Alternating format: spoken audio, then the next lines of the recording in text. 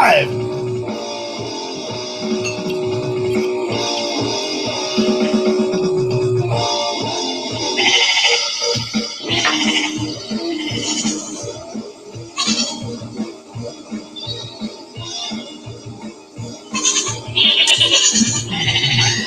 What's up, guys? Young Bucks, Old Goats.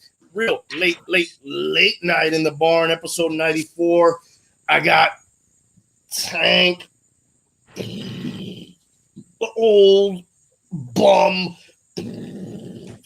and we're gonna be hanging out and gentlemen, cheers. Drinking a little bit. Cheers, guys. How's everybody doing? Good. Had some technical difficulties, but I think those were more than technical. They got technical now. yeah. Oh, yeah. You're frozen. Oh, now you're loose again. Okay. All right. The goat is loose. Okay, guys, I just want to talk a little sports first, and then we'll get into some other stuff, some recommendations, new segment. We're giving out life advice. Actually, no, we're recommending whatever we want. A movie, a TV show, a food, a restaurant. A guy for a job. A guy for a job. You know, we'll write recommendation letters. It doesn't matter to us. The first thing I want to talk about, and this guy, I've talked about him a lot, and obviously, Tom Brady. No, fuck that guy. All right, don't fucking mention him again. What I want to talk about is our hometown team. You got the hat on right there. I got the helmet up there somewhere, and it's Tua. Okay, Bum. Dude, the bum. Bum has a fat head. The flag. Exactly.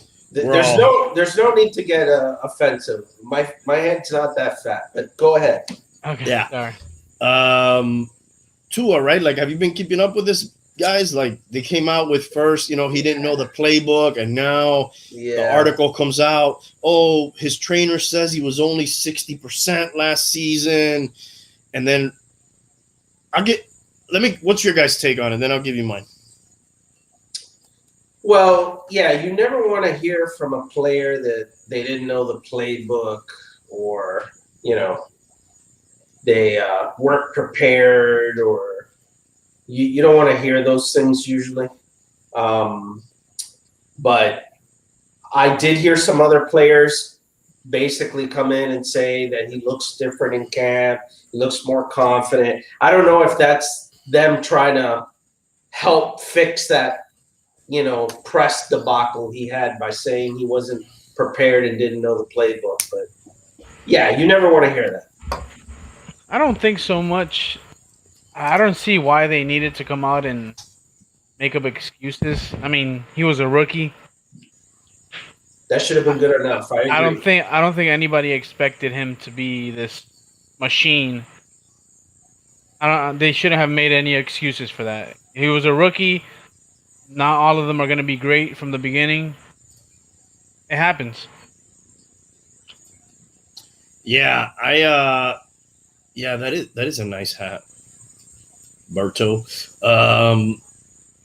Dude, I don't need to know all that, dude. Keep that in house, dude. Like, if this were my employee, I'd be like, dude, don't tell people that you're like unprepared.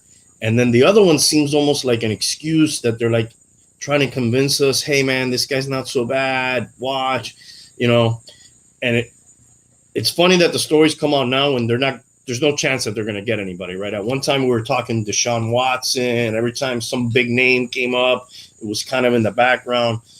I don't know, dude. I think it's fucking lame, dude. Just fucking show me, you know? Yeah. I don't need... It makes him look bad. Like, they're coming up with excuses.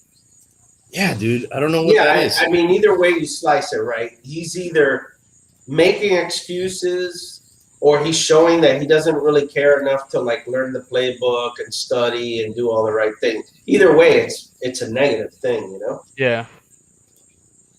Absolutely.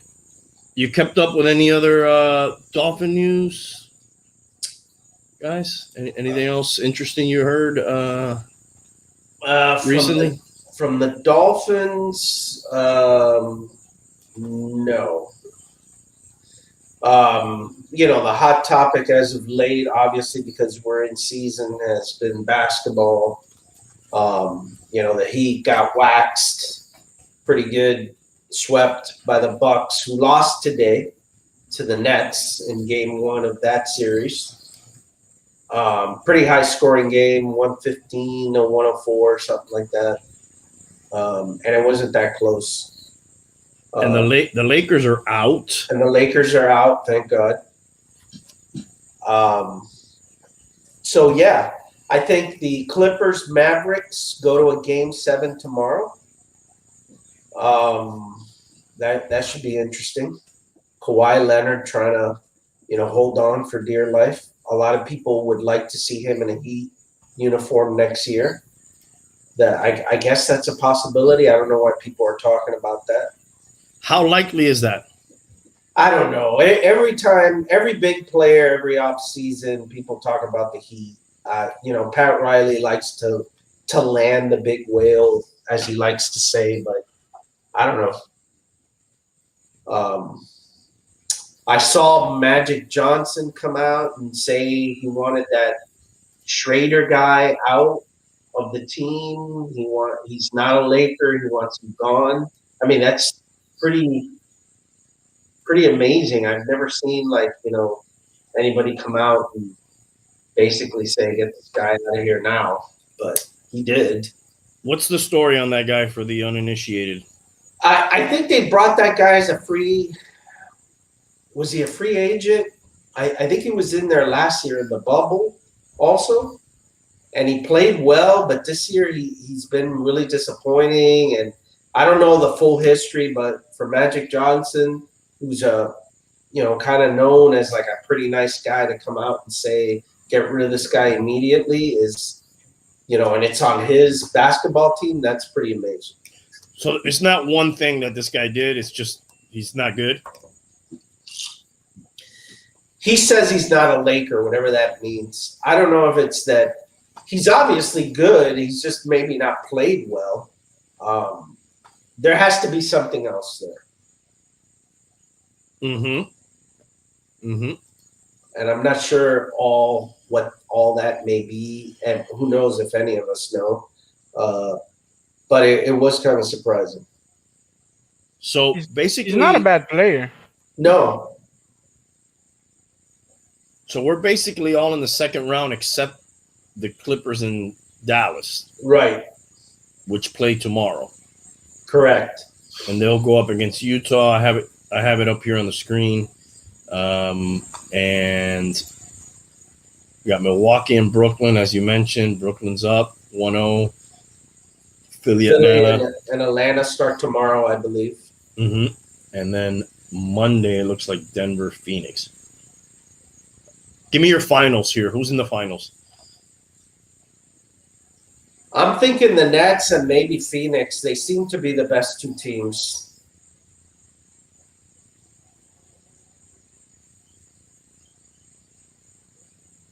I would not be surprised if somehow the Clippers get in there, but I'll stick to Phoenix and the Nets.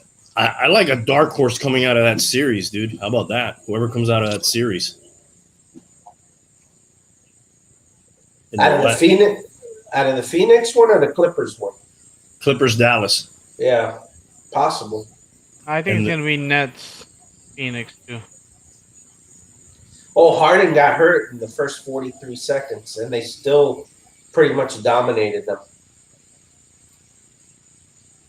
He tweaked his hamstring, and he was pretty much out the rest of the game.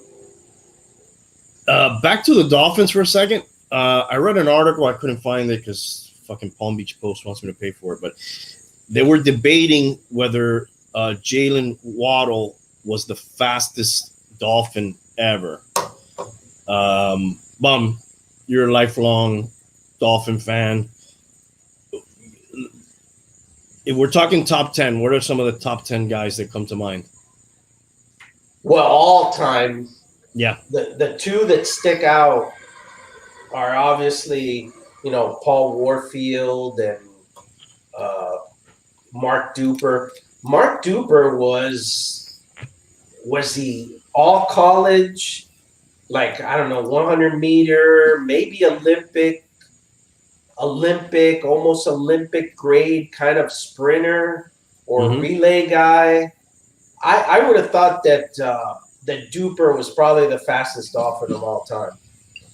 And one of those guys that kind of retired kind of fast still. Duper did not take care of himself very well and still was pretty damn fast, even towards the end. So I would have thought one of those guys. I mean, Jakeem Grant is fast. Uh, Kenyon Drake was very fast. Uh, I don't know. Then you may have some people that ended up on the team for not very long. There's been a few. The Mike Wallaces and the David Bostons and the Yatil Greens and got Fred Barnett. It's a lot of names. We had Fred Barnett with a cadaver leg. Yes. So Yes. I mean, at that point, he wasn't really fast. Most of those guys were on the list. Some of the guys, I didn't realize how fast Will Fuller is. Oh, Will Fuller. Yeah, I don't count him because, this is his first year. But, Will Fuller is well known throughout the league as very fast. The only problem is that he's usually doing it on PEDs or he's injured. So Right. Kenny Stills was very fast. Kenny Stills. Yeah. Kenny Stills very fast.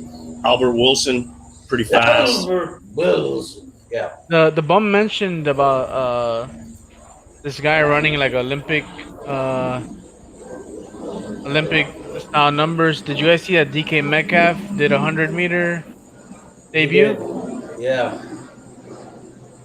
Where? I think it was like the Golden Games or something like that. Did he try? Was that like a tryout tank for the Olympics or a qualifier for it? Or was that just something separate? It was the USATF Golden Games.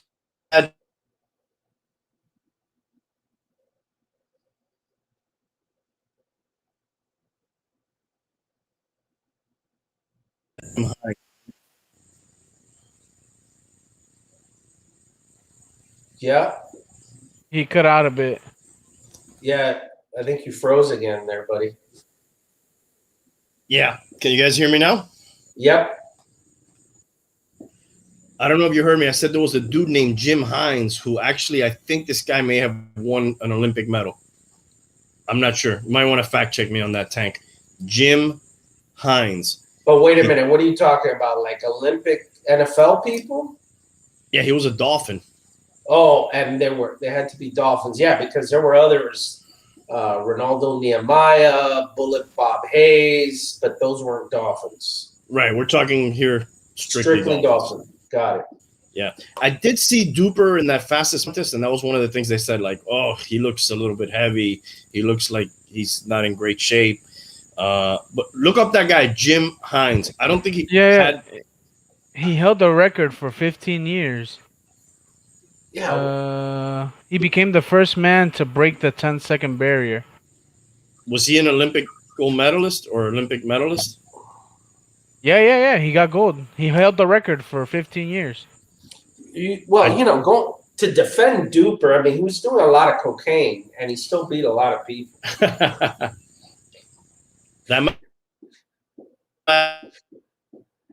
I mean, he was getting heavy. I made him fast. He was getting heavy, retaining a lot of water from partying, drinking, and doing a lot of cocaine, but he was still pretty fast. Metcalf hit 10:37. That's pretty damn good, dude, I think. Some people go sub 10, though, right? Like real fucking fast people. Yeah. But still, dude, that guy's fucking stocky. And the whole thing of the story was they're saying Jalen Waddle may be the fastest Dolphin ever. Potentially. Even faster than Ted Ginn Jr. and his family. That's another one I forgot about. Ted Ginn Jr., man. That guy was pretty damn fast. Oh, you know who was fast too? John Avery. Yes, they mentioned him too, I think, in the story. John Avery. And there was another running back that Jimmy brought in, number 32, that they would just throw to him. Number 32 during That the Jimmy. What was it? was his name also Jimmy Johnson? No. That he was number 32 and he was later and that was Jimmy I know Johnson. who this is. I know who this is. He was on the list. Jarris McPhail. Yes. Absolutely correct, sir. Yeah. Jarris McPhail's very fast. And his career was a McPhail as well. Yes. Yes. Incredibly fast. Yeah. Also number 32. I think Avery was 23. How many did they rank? Like 10. And so, do you have the list? No, I couldn't pull it up, the final list. Let me see if I can get it on my phone. Yeah, Again, I'd be interested in that. They also said it's really hard to make this list because not everybody, they said this Jim Hines guy was definitely the fastest, but he didn't play much. I never even heard of that guy, man. What was that? Practice squad? He had like 3 catches. It was when they kept trying to do that. They kept trying to bring track stars into the NFL. Yeah. That hasn't really worked a lot throughout the NFL. Those guys that are really fast usually are really bad at taking a hit. Or catching. Yes. Willie Gault was a good one. Willie Gault. Not a Dolphin, obviously, but no. Okay, let's see. I'll give you any names. I found the article here that we didn't already talk about. Give me the top 5. Oh, Randall Thrill Hill is another one. Yes. They don't really rank them. They just kind of talk about different ones. Oh, okay. All right.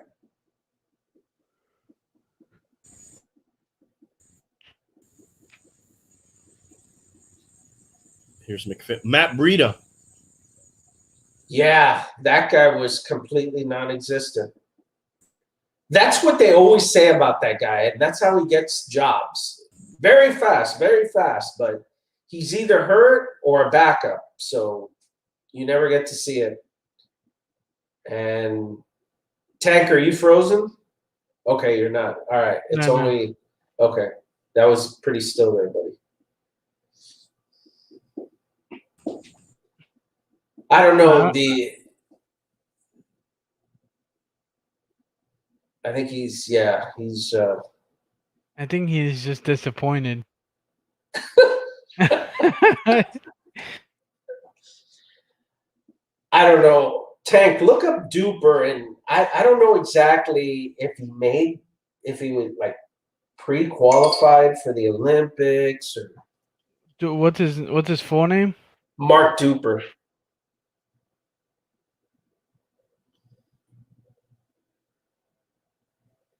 I thought that guy was a 4.2 guy.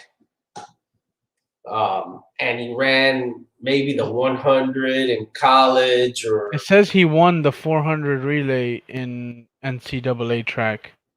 Okay.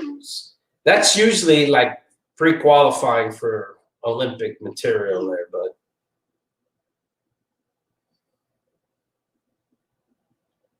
Okay, he finished 7th in the 200. Let me make sure this is him. That he finished 200 in the 7th in the 200 meter in the 1980s. Does that sound about right? Yeah, he was definitely in the 80s. I think he was drafted by the Dolphins in like 82 or 83, something like that. In the Olympic trials, he finished 7th. Okay. I'm not sure if they pick the top 5 or top 3 there or just one. Yeah. And what was that in the 200? You said in the 200, yeah. Yeah, so that's That's a little bit longer striding there. Oh, look right here. It talks a little bit about Hines. In Game 10, Hines had his finest day as an NFL receiver, hooking up with Norton on a 22-yard catch. But the Dolphins lost. Then in Game 11, he got his Norton. only NFL carry. Yeah. Yeah, this guy's from the 60s. Late 60s. Oh, wow. Early Okay. 70s. I'm old, but I didn't see that.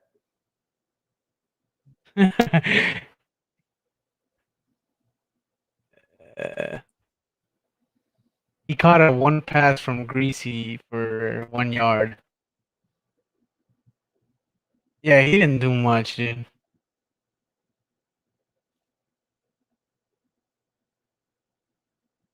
Yeah, that guy, Hines guy, he wasn't anything. There was a point where they tried to bring in track people. I guess, yeah, there was a time. I guess every once in a while the NFL teams kind of dip into that whole track Olympic, see if they could, catch lightning in a bottle, pardon the pun, see if they get lucky Has that ever with one of. happened? I guess that Tyreek Hill is for Kansas City. He may be in that. I don't know if he had, track. I think he's a track guy.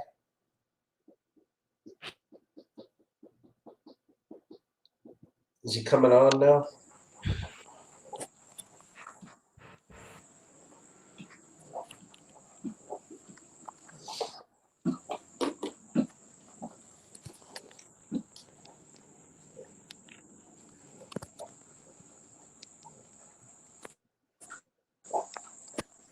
Guys, There you go. Yep. can you hear me, guys? Yeah. Okay, to say I'm having technical difficulties would be an understatement and an insult to technical difficulties. I would agree. Where are we at?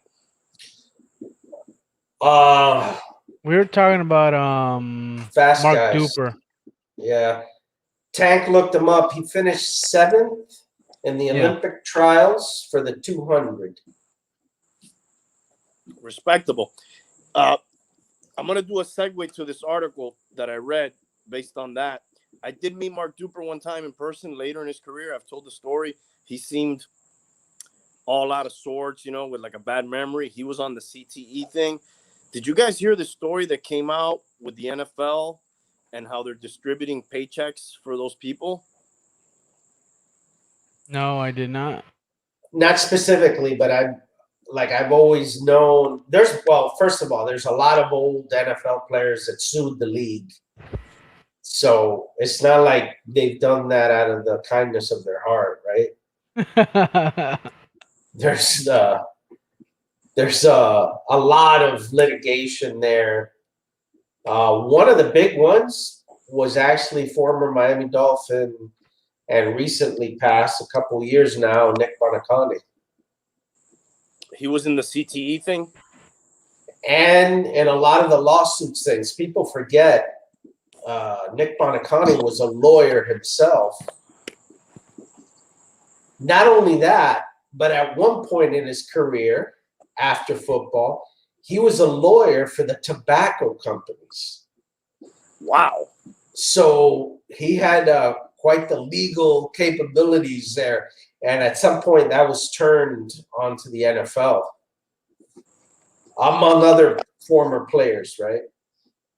What's up, Hialeah? Dude. What's up, Hialeah? This is insane. I couldn't believe it when I read the article. The NFL pledged now in 2021. They pledged to halt race norming, which is something that they use to review black players' claims. They would set like a different baseline for them. And again, I don't have my computer working right now, so I can't read all the facts. But like they set a different baseline for cognitive measurements between white and black players. Wow. Incredible. They just now in 2021 pledged to stop doing that, which is it's insane. That's pretty shocking. Yeah, insane. Dude, you remember Chris Hogan, Yes, former receiver for the Patriots? and Dolphins at one point. That's right. We But had he him. was never. Yeah, he was never good here. We had him before, right? Yeah, I That's believe the story. so. The story of the Dolphins. The story of the Dolphins. Dude, he's now a lacrosse player. And he was going to play his first lacrosse game at their stadium, which is crazy. Well, I always tell the story. You know, Jim Brown, considered one of the greatest football players of all time. They actually considered him a greater lacrosse player at Syracuse. But there was no professional market for lacrosse, so. But supposedly he was way better of a lacrosse player than he was a football player, which is shocking. There still really kind of isn't, though, right? Like a place for lacrosse players? Yeah, there is a league, but I don't think it's anything anything compared to what NFL players make. I've never seen a lacrosse game come across my TV. Neither have I. No, I've seen like a highlight on ESPN or something like that, but At 2 a.m. I've seen bowling, fishing. Yeah. The last thing I ever heard about lacrosse in a national perspective, wasn't it those lacrosse players that supposedly raped like some fraternity girls or something? And then they were like, it was all a big lie or something, and they got off or something. That's the last time I heard anything about lacrosse. I would say that killed lacrosse, but look, that's the last time we heard about lacrosse, so it didn't kill him. Mike Krzyzewski, which I would never be able to pronounce his name if I didn't hear anybody else say it. He's retiring in 2022. You know, I was thinking about that when I heard about that. Is he the Bill Belichick of college basketball? Just to clear up, we're talking about Coach K, right? Yes. Yeah. Yes.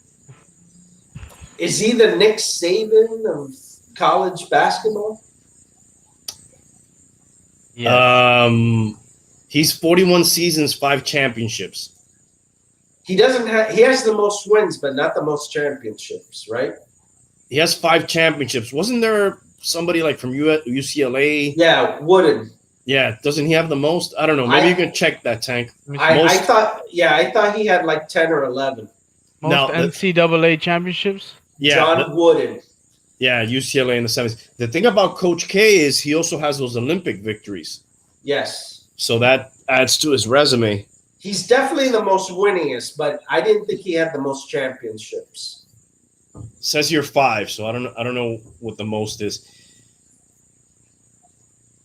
Wonder why that guy never gave it a crack in the pros. Maybe he saw Saban and where he Wooden with fucking 10. Holy shit, dude. That's what I thought. But dude, that guy coached probably Coach the greatest. K Dream Team? He did a lot of the recent. Not. He did more of the recent ones. Yes, that was the recent one. That was the guy from the Pistons, right? Chuck Daly was the original coach of the Dream Team. Chuck Daly, yeah. But he's had the recent ones, Tank. I think all of them, right? All the recent ones he's coached. Is he part of the LeBrons? Yes. Unfortunately. Hey, Carmelo didn't get a championship, but he did get a couple gold medals. He did. You know, I went to one of the Heat games against the Bucks, if you could call it a basketball game. Sorry to hear And, that. yeah, and you know what? In the rafters, they have the Olympic flags hanging, like I guess the gold medals that Dwayne Wade got during that time. I was kind of surprised by that. But Also lame, I think, that we have Michael Jordan's jersey hanging. yes. But no, I think every team has that, right? I don't know. I don't think so. I doubt that at Boston Garden or Yeah, you're right. Detroit or Portland or all those teams. New York. That he kicked their ass, they would have it. Even though he kicked our ass and we have it. Yeah, but we weren't that good at that time, so a lot of those kicking asses were just. Do the Lakers have it? I don't know. We'd have to look that up. We're just I'll look it up right now. We're trying to fill space in the rafters at that point. We didn't have championships. Yeah, maybe that was the case. Is anybody excited about this fight? Not me. Dude, why are we going to Buffalo Wild Wings? To have chicken wings and try that new Buffalo Trace. I mean, yeah, dude. I mean, that's it. And if this thing happens to be good, it's just cherry on the cake, right? What if this guy knocks out Mayweather? That would be bad for Mayweather. But he still makes what, $1 bazillion? I'm not sure. I think the pay-per-view is $50. Maybe you can check that out, Tank, what their purse is. All right. And isn't it funny? We get two big guys and they fight over a purse. Yep. I can't find anything about Jordan's jersey with every team. Okay, then it's probably just us gays. Oh, there's a video on YouTube that says Miami Heat retires MJ's 23. Jesus. 2003. I mean, it's not like he's Jackie Robinson, dude. I get that one. That's retired across. Is that why? Is that why we're considered a classy organization? Because we do things like that. I don't like it. That would be like the Dolphins retiring Tom Brady's number. You had to go there, didn't you? That'd be the last time I set foot in that stadium. I'll tell you that fucking Jesus. for sure, dude. If they did something like that. Yeah, that's not gonna happen. You can't see these fuckers retiring his number across the fucking league at one time? I could see. I've said it a million times. I could see them changing the Super Bowl MVP to him. Guys, the Super Bowl trophies named to him. Go Tank. What do you got? Mayweather has admitted that he has already pocketed $30 million before getting into the ring, and he hopes to reach 100. Logan Paul is expected to make $20 million. Wow, dude. Can I fight Mayweather? Apparently, if you get your YouTube subs up high enough, you can, because this guy's 0-1 as a boxer, and he lost to another YouTuber. I told you guys. Well, actually, Randy kind of put me onto it. There's an easier way to make money, and I'm gonna share it with you guys here in a little bit, right? Maybe it's not $20 million, but little by little, you'll get there, right? Okay. And let me. I'm going to show you what I'm working on now, and then the GOAT could explain a little bit more about it now. Here's my. Oh. What do you guys think? This is my sculpture that I'm working on now. I like it, dude. Is that not nice or what? It's pretty big. Yes. It's the best one I've seen. Let me turn it a little bit so you guys can see.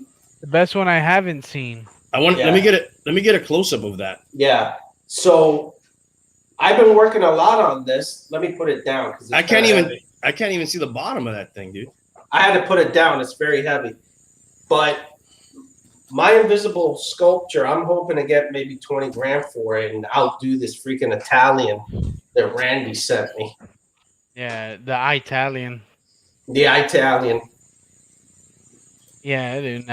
This dude right here, he looks like the guy that would have the balls to yes. sell. You know what? Yours, it's kind of similar, dude. You guys Did you get inspiration from his? Yes. When I saw this, I said, "Yeah, I'm in the wrong business." Here's a guy selling a invisible statue, and I'm going to work every fucking day. How could this be? That's un cara dura for real. It is, man. And you know that the person who bought that is had like a tax write-off they wanted to do or something, or give to a charity or something. Like, what the hell? Why would you want to be the stupid guy that does that? You know what my dad or mom would say? Que come mierda. Look at him. He's Confident. He's saying, man, these people are fucking idiots. he seems arrogant right there about it too. Yeah. Well, is he French or Italian? Oh, he's Italian. Italian. Okay. Italian. They can be arrogant too. Yeah, they could be. Wow. Laid in a private room away from obstruction. Also needs to be kept in an area that's 8 feet long and 5 feet wide. Light are optional due to the fact that no one can see the work. Wow. Incredible, dude. I gotta try that, man. And what art critic is gonna argue and tell me my shit looks ugly? It looks the same. In fact, I'll tell them, all right, draw what you see here, and you point out what's ugly about it. Exactly. Argentine great soccer player retired from Boca, Carlos Tevez. Did you hear about this, Tank, before I sent it to you? Did you know? No, I didn't know. Yeah. Say just say he's not going to play anymore at Boca or Argentina. He may play somewhere else, but he's taking some time off. This guy was awesome, dude. I love this guy. He's my favorite player of all time. Of all time? Yeah, of all time. The only thing he didn't get on his resume was that World Cup, but nobody's had that from that country on their resume in a long time. Anyways, but great player. Any more sports before we move on? Definitely one of the came from nothing, like literally. El Apache. The only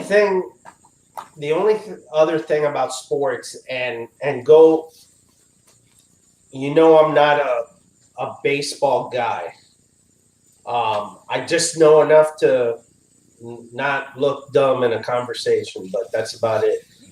I did hear a conversation on ESPN today about baseball and the number of no-hitters that are occurring and how it's hurting the game and how the game cannot find the balance between just constant homers during the steroid era and now constant no-hitters, which used to be super rare and very special, and now they're coming a dime a dozen, comparatively speaking. It's not like it's happening every day, but I guess more frequently.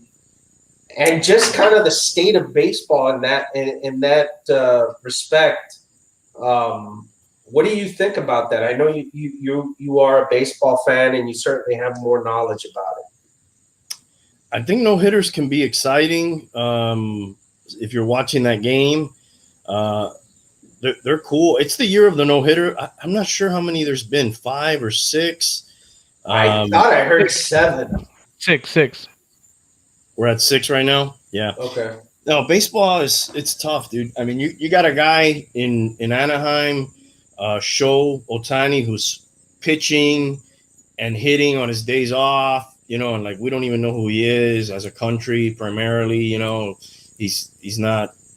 I don't think outside of baseball he's anything, well known, and that's like an amazing thing that guy's doing over there. So like, if we're not paying attention to that guy and what he's doing, like that tells you where that sport is at. Yeah, they were talking about other tweaks that they need to make to it or should make to it reducing the strike zone, and they're also saying that pitchers are using a lot of foreign substances on balls. They're trying to crack down on that. Yeah, and maybe that's leading to some of these incredible pitching performances. The games are lasting too long. It goes on and on. But when isn't that like the good thing about the sport? Like, how often do you get 6 no hitters in the beginning of the season? It's an amazing thing, dude. I think it's cool. The thing about the sport being slow, they're trying to address that with like you can't get out of the box. They'll put somebody on base in extra innings at second base right away. To try to speed it up. I don't know, dude. I don't really. Baseball's baseball, dude. That's not gonna flock new fans, to the sport. I don't think. You either like it or you don't. It's a slow game. It's cool to go to the game and you sit and you could do a whole podcast, at a game and just kind of look over every once in a while. That's kind of the cool thing about it. And they don't really take that much longer than a football game. They actually have more action than a football game. If you take it down, I saw a study by time of action. A baseball game has more action time, meaning, ball in play, guy running than a football game does, if you can believe that. Because you watch a football game, they do a play and it's, how long is a play? A few seconds? Yeah. And then the rest of the time is huddling up, coming up to the line. A guy drawing on the screen, saying what the previous play was. Yeah. Right. Now that I think about it, maybe, yeah. Celebrating after every tackle. Right. But that's not really action time. That's not, most of that clock is spent preparing for the next play. But obviously, it's obvious. I'm not saying it's more exciting. I'm just saying in the time of action that there is. But I don't think people are going to flock just because, you do those little rule changes, dude. It's an old sport. That's kind of what's cool about it, I think. How about the Olympics? Staying on the no hitter. Yeah. The most was 12 in 1884, and then 9 in 1990, and 8 in 91. They'll break that record. They're already halfway there. Yeah. I saw some kid in high school had thrown 4 in a row. Wow. I mean, that record is from the dead ball era, 18. What'd you say, 18? 10,000 volunteers have pulled out of the Tokyo 2020 Olympics. We're still calling it 2020. They're saying they may not be ready. Well, I've heard a couple of things about that. It sounds like the Olympic Committee is really pushing to do it. Obviously, the athletes want to go, but the actual people of Japan don't want it, is what I've heard. It doesn't sound like it's what they need at this time. They're dealing with like another wave of this bullshit, Which is amazing because, I remember we were supposed to go to Japan in 2020, March of 2020, when that shit broke. And I remember through most of the pandemic saying, my God, I should have went to Japan. Their numbers were always super low. They never got up to some of the numbers we had, not even close, but now they're having a resurgence, which is really weird. We kind of talked about this one time recently. Yeah, in India. With Hialeah and Argentina, where like the countries who are handling it really well in the beginning are the ones that seem to be getting their ass kicked now, almost like it's a natural thing. Like you can delay this. You have to get through it. Yeah, but you're gonna have to get your ass kicked, and this shit's gonna have to run its course through you, and it's kind of doing that, dude. Nobody's been unscathed, right? I guess also, and this goes back to Japan, and speaks to some of these other countries. I think Japan, as super technology driven that they are, and they're usually ahead in so many different things. I think the last time I checked, their population was only like 33% vaccinated, which is surprising. Is it because of a lack of vaccines? Well, and that's what I was going to lead into with the Argentinas and the India and some of the other places where I hear that it's because of a lack of vaccine. Argentina for sure. I know of a lot of people personally that have come here just for that, just to get the vaccine. So it's not readily available. You guys want to hear something crazy that I found out recently? Well, I don't know how Fire crazy away. it is. Fire away. China now allows them to have 3 children instead of just 2. I have that on. Yeah. I had that on my notes. Very good. Yeah. How So nice of them. for years they had a one-child policy, right? And Bum, we were talking about this the other day. The countries that are falling behind in population, Yes. and that is one of them. I thought So- China was 2, like one of each. I have the article here. So 1979, that's the year China implemented its one-child policy to address overpopulation and alleviate poverty.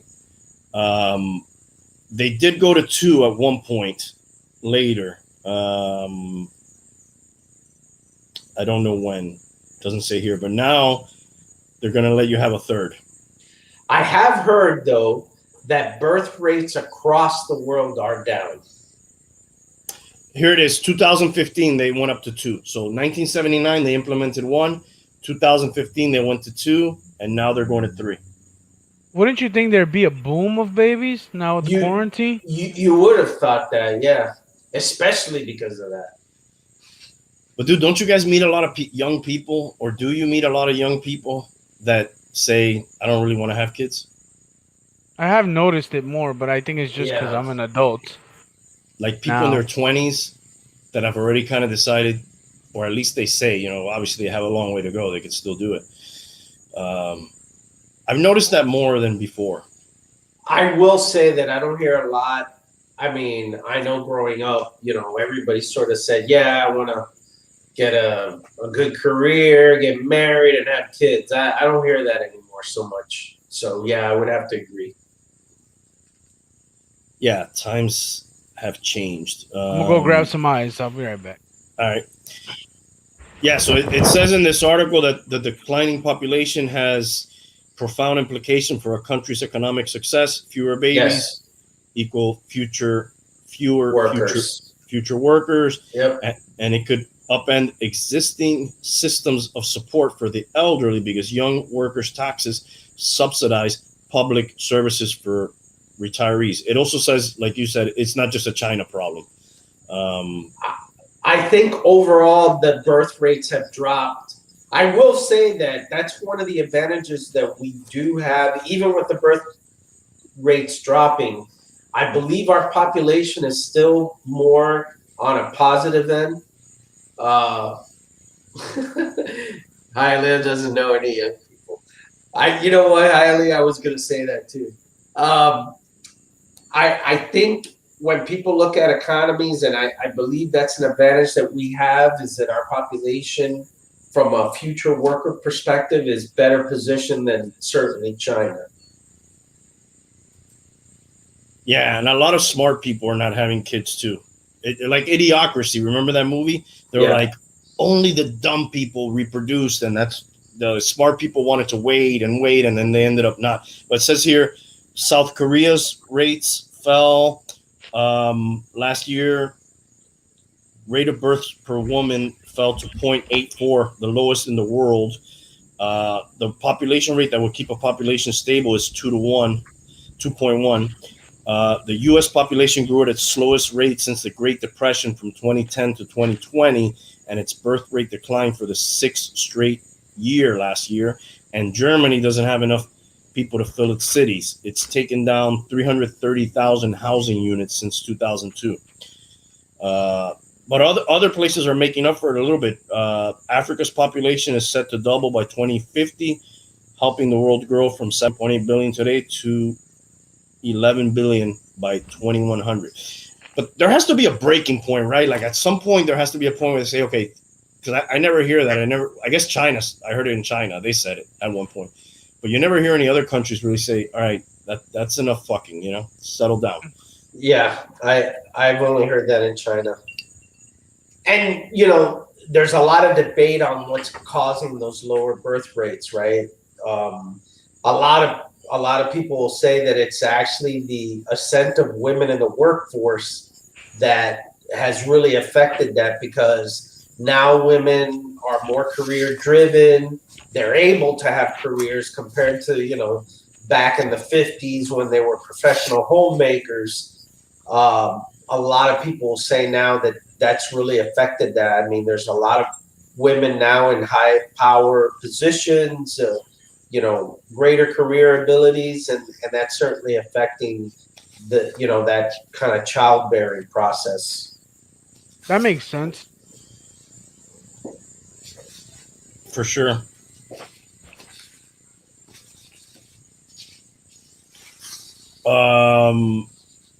I wanted to talk about this for a minute about little financial stuff. Anybody heard of Ally Bank or familiar with Ally Bank? That sounds familiar. They also do like investments, Ally Invest. They became the first large bank to end the practice of charging overdraft fees.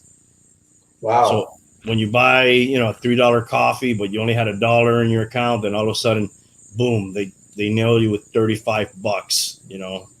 So you just bought a $38 coffee. Um, Yeah, that's painful. I worked at a few banks. I worked at one that changed names a ton of times. Dude, that was the worst thing for me to have to explain to somebody on the phone how they had to pay that fee, and the way that the banks that I worked for did it was super fucking dirty, dude. It was so. I'll give you an example. Say you had $5 in your account, right? And let's say you had $100 in your account, right? $100. Your paycheck was coming into your account the next day. Oftentimes it happened like this. They're floating checks. People trying to get by, counting that their deposit will come in before the checks. They would even do this. You had $100 in your account and 5 checks came in.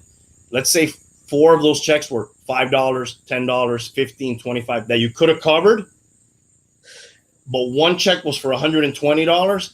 They would post first the $120 check, get you negative, and then they would post the smaller checks and nail you with an overdraft fee on all those checks. Had they put through the smaller checks first, none of those would have hit you with an overdraft fee. So all of a sudden you got like, $150 in fees when really it should have just been one. And then they would post your deposit after that. Yeah, two things that reminds me of. One, there used to be a guy that worked with us in another company. When we'd go to lunch, this guy would come with us. Not a bad guy, but this guy was the kind of guy that every time he went to use his credit card, he had to call the bank, and this is before the apps. He'd have to call the bank and make sure there was money there, and it was like this ordeal for the guy to like use his credit card, go to lunch. This was always the guy also that tended to always borrow money from people.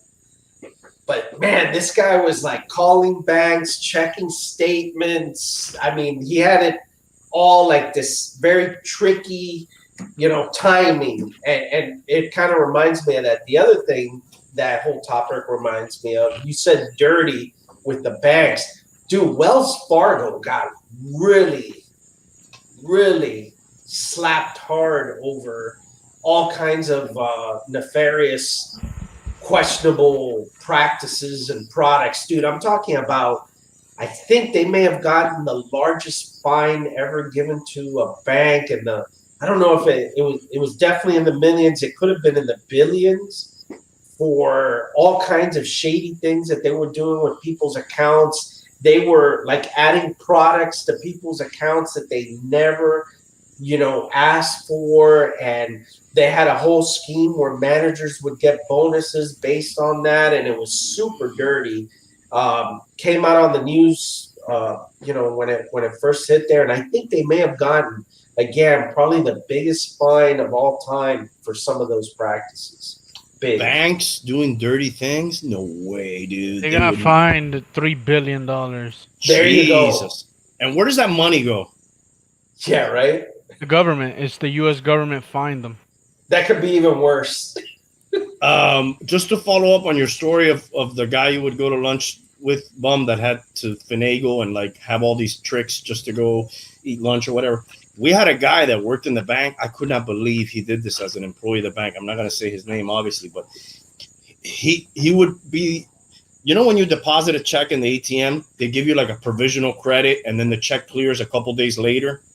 So if you deposit the ATM, some banks will give you like right away, you know, when the check clears. And yeah.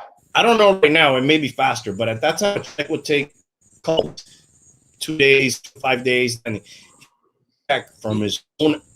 Sorry, go ahead. You're cutting Were off. you gonna say something? Yeah, you keep cutting off. You're cutting now. Okay, can you guys hear me now?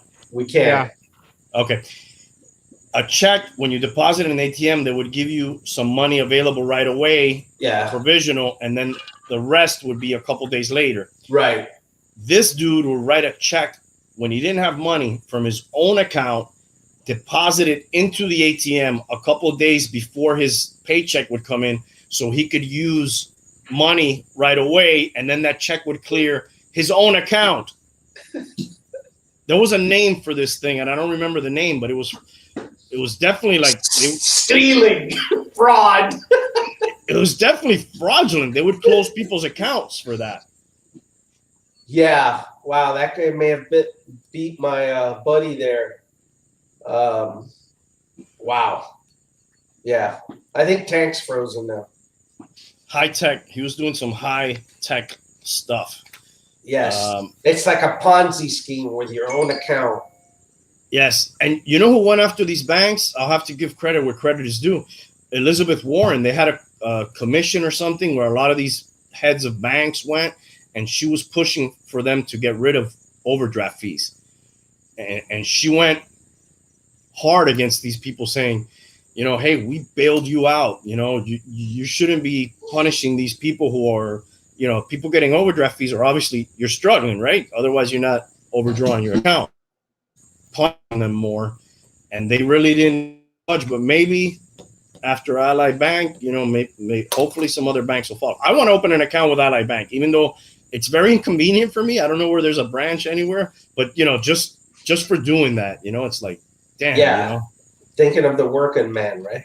Yeah, I mean, or really thinking of everybody there, right? Isn't it better when people have more money to do more things and buy more things and take more loans out and do more stuff other than just we're going to take whatever, you know, whatever you make, we're going to take it. Yeah. Yeah, they're supposed to be like a financial help to you in a sense, right? Not just charge you for shit you know, and make money off you. They're supposed to be there to help you. Yeah, absolutely. Hold on, let me do something here. Okay. You know, I know somebody who did the same thing. They would deposit like a blank or an empty envelope without the check or something like that. And then they would call him and be like, hey, this was empty. And he'll be like, oh, I'm sorry. And then he would just give them the money right there over the weekend because, you know, the bank would close on the weekend, so nobody would check the ATMs.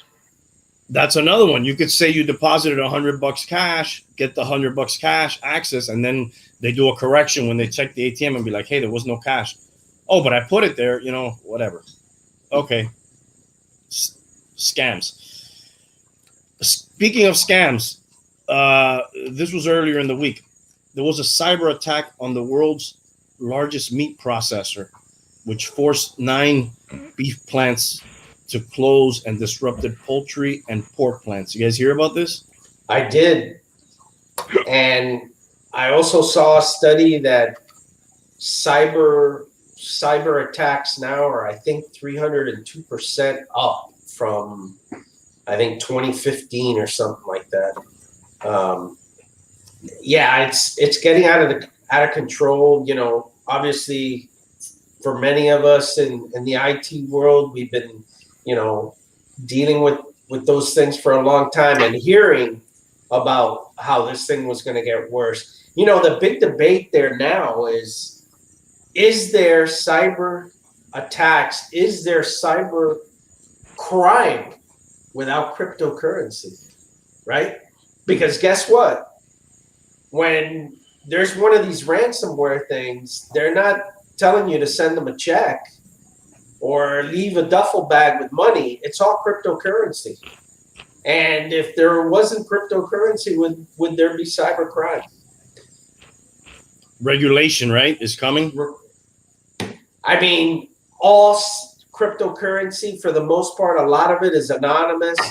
A lot of these people set up their own websites, very securely in a way where you could transfer the cryptocurrency and there's no record of it, right? All of it is anonymous. It's all it all really does lead to this underworld, right? To allowing this to happen. Even though that a lot of it that's being done by the nation states for the sense of screwing them up from a national security perspective, that's not so much done for money, right? That's just done to screw up the country. But the criminals are obviously doing it for the money. It's like the new mafia, right? Yeah.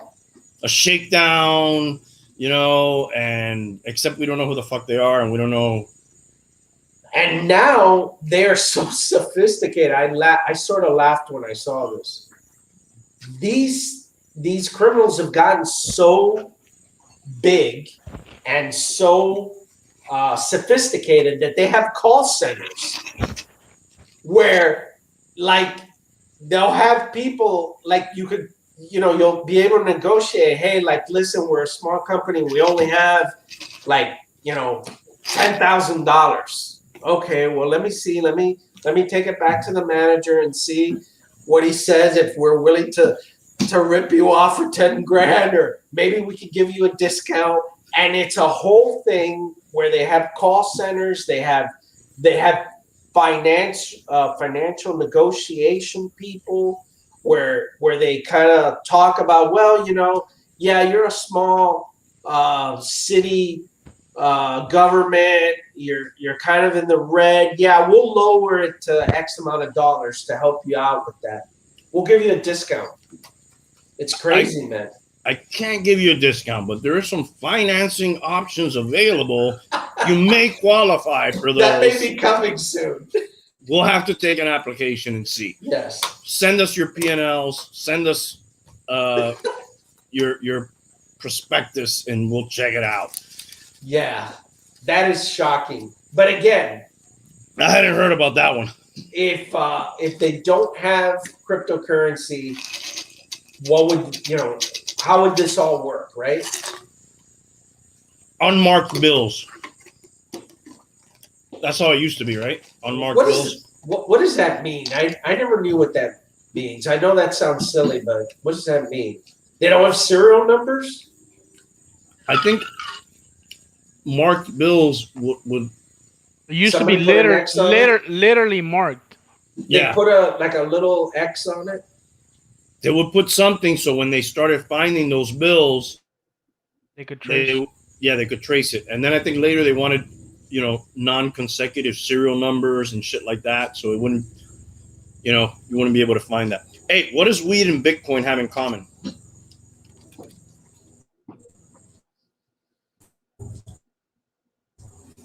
It's it's sort of a cash kind of operation, right? There's no credit cards involved, right? Well, the reason I asked, there's a story. The way that you cultivate weed. Oh, cultivation. Yeah, cultivate weed and mine are kind of similar. British police accidentally busted a cryptocurrency mining operation earlier this month, thinking it was an illegal cannabis farm, because leading up to the raid, they had noticed the telltale signs that a warehouse was probably being used to grow marijuana. Lots of wiring and ventilation on the outside, high levels of heat emanating from the inside and people going in and out. High electric bills. But once they went in, they didn't find any weed. They found 100 computers, a lot of electricity, circuits, which is, I wish Hialeah were here because he thought they actually went digging into caves to mine Bitcoin. Oh, did he? Wow. Okay. Yeah. That would have been interesting to get that explanation. And, speaking of regulation, too, they might start regulating the way that it's mined because of the high electricity and the burden on the grids. Oh, yeah. Especially this administration is very green, very forward thinking on the green side. So, yeah, that's anti-environment. Iran, for example, after a series of blackouts, it announced earlier this week that it's banning crypto mining for the next 4 months. Yeah, and I guess you can't put that in a regular data center. No. I'll tell you though, data center is pretty impressive. I don't know if you've ever seen one of those, but no, very, very impressive, man. I mean, the big ones, basically a huge warehouse, as far as the eye could see, with all computers, air conditioning running at 100%. I mean, ton of computers running. It's pretty amazing shit. Dude, I forgot to mention that the preseason starts in less than 2 months. August 5th, Steelers Cowboys. Just last sports note. Training camp next month. Crazy how fast. That's real quick. I was talking about this with one of my boys. The NFL doesn't really have a farm system, right? Like baseball, AAA, AA. College football is basically their farm. So you don't really, at least with baseball, you can see more than 4 years. They'll get some arena players every once in a while too, but not a true farm system. College is the closest thing. You think they'll ever do that? They tried a couple things, right? Like Europe, NFL Europe, and all that shit. And they had guys that also did that, and they came from there. Yeah. I guess also football players don't last as long as other sports, right? Because of all the physicality of the sport. I think of two notable. Was it arena or semi-pro? Wasn't Kurt Warner in that? And one for the Dolphins, Oronde Gadsden? Yes. Oh, also CFL. We had Cam Wake. CFL, yes. Came from the CFL. Doug Flutie. Oh, there was the USFL, but that was more of a competing league at the time. XFL, was around a couple times. Yep. The CFL, I mean, they could afford it, dude. Because now, we were talking specifically about quarterbacks and how everybody wants them to perform right away. In baseball, if they're not performing well, you just throw them down to AAA and they can get better. NFL, either you play or you sit, right? Yeah, I'm sure that a lot of mistakes are made in the NFL by not drafting guys, by getting rid of guys that maybe do have something, but they just haven't been developed, or they weren't in the right system in college to develop. It's not the same going to Appalachian State than it is, going to Alabama. There's guys that are not starters in Alabama that end up being stars in the NFL in some cases. I bet. I don't know that for a fact, but I'm pretty sure. You hear of multiple running backs in the NFL, that are from Alabama, multiple receivers, that it's just not possible that they were all, the main guy. No, they weren't. Yeah. Yeah.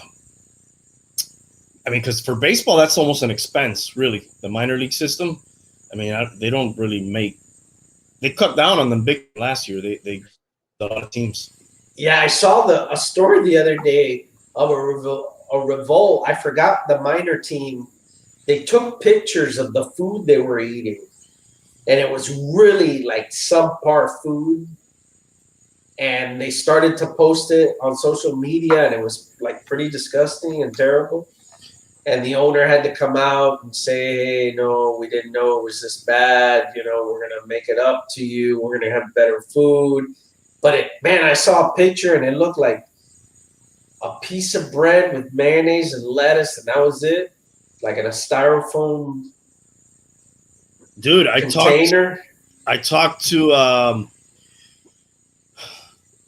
my boy. Jesus, his name is escaping me right now. Minor league baseball player for the Cardinals, played at UM. I did an interview with him one day. And he was on your show. Yeah, he was telling me, I was like, what's the food like? He's like, you know, sometimes it's good and sometimes it's whatever's left in the concession stands, you know, or whatever, you know, some ham sandwiches or stuff like that. You know, it's like whatever. Share the screen, available. Randy. All right. Yeah, it was the like A's. The A's, yes, it was. And it looked like a piece of bread just with mayonnaise and salad. Okay, it was Eden Nazario. My bad, dude. I've been drinking whiskey. I forgot your name, brother. Eden Nazario. Look at this taco. Wow, that looks like an alien, dude, or something. Yes, an alien fetus. Is that like a pepper in the middle? I'll eat that sandwich right fucking now, though. I'll tell you that. But there's no meat on that. Yeah, there's no meat. That's like a lettuce, cheese, and tomato with coleslaw on the side. It's a grilled cheese sandwich, and you have salad and tomato. What do you want, dude? It's not a BLT. It's just an LT. What is the what is the white thing in the top right hand corner? I think that's coleslaw. Oh yeah, it's probably old slaw. Yeah, that I don't know what it is. This is a pepper taco. That's either like a bad pepper or like somebody's finger. I'm not sure what that is. It's gross, is what it is. It the is. A's, yeah. I gotta get some ice. All right, that's crazy, man. Insane. Yo, did you hear about the Wynwood shooting, dude? No, I heard about the Miami Beach and the other. There one. was I guess it was a rap release. Oh yeah, that's the one I heard about. Yeah. And these dudes creeped up on a white SUV that they later found in the bottom of a canal. There's a video out. Yeah. Of when it happens, dude. It's crazy how fast those people head for cover. And I guess it's amazing that only 2 people passed away in that. Yeah, it was a lot of people. I think like 20 got shot and 2 passed away. Oh, a third died. Oh, really? Yeah. In the Wynwood shooting? Yeah. Oh, the Wynwood. I was talking about the Miami Gardens. Beach. Miami Gardens. That they kept saying it was Hialeah, but it was really Miami Gardens. Is this the one with the rap album release party? The one I'm talking about happened while we were at the beach last week. Yeah. Yeah. And it was off Miami Gardens, and they kept calling it Hialeah. The one I'm talking about, they've always called. So maybe I'm confusing them, dude. The Wynwood was another one. It was at a banquet hall. There was 2 in the same week. Right. Okay. There was one that was like we can't even keep up with the mass shootings now. No, you're right. There was one that the Wynwood one, I think, is the guy in the car, like a drive-by style. And then this had like a Spanish name, the banquet hall. That was Miami Gardens. It was actually a banquet hall that they were doing like a concert at. And SUV pulled in, guys got out with AR-15s and just started to shoot everywhere. Yes. Okay. 20 wounded. Did you see the video? Oh, no. It's crazy, dude. They're all like standing there about to go in, and then, dude, all of a sudden you see everybody just run. Yeah, like from like I think in 1 second everybody was on the floor and underneath cars and heading for cover. Do you guys think about that when you go out? Never. Ever?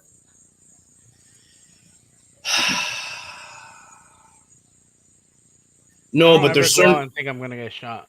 there's certain places that I go or certain things that I do where I think more about a possibility of something bad happening. I only feel that way if I'm ever in a place where I can't move easily. I generally don't like crowds.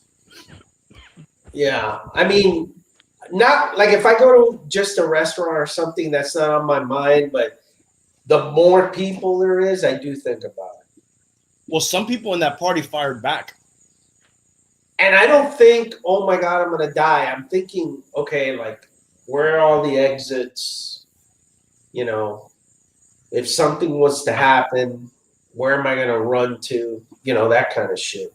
That's always good to know, though. Not so much, oh my God, I'm terrified, I don't want to go out. No, that it doesn't stop me, but I do think about it sometimes when I'm in a really, really crowded place. I own a Crowd. gun. And the only time I take it is if I'm selling something. That's the only times I ever feel like maybe You it'll mean when be an issue. you're selling something to somebody else? Yeah, a random person. Selling or buying. Yeah, meeting Yeah. up with a random person. Mm-hmm. Yeah, like on Craigslist or Let It Go or something like Yeah. that. Yeah, I usually, what I do with that, I never have them come to my house. I never go to their house, and I try to meet like in a public parking lot, you know, open area kind of thing. Never, you know, never in the back alley. There's a curse with that car, allegedly. Yes, with James Dean's Porsche. Yeah. Did you hear what this transaxle sold for? But isn't that thing in pieces? Well, they bought a piece of it for $382,000. What would be the rare part? It's the 4-speed transaxle from his infamous 1955 Porsche 550 Spider. Well, that guy's gonna die soon. That's like 42 bits. That's like Christine. Here you go, Tank. The television host told the outlet that the reputation the piece has of being cursed is what drew him to the item. Oh, he wants to fucking die. Okay. Yeah. He also now plans to present the piece at his haunted museum in Nevada. Oh, that explains. Okay, he's cool then. Here's the piece. It's actually in pretty good shape. What do you think about that curse stuff? If curses are real? Well, and especially of like inanimate objects and purchasing them and stuff like that.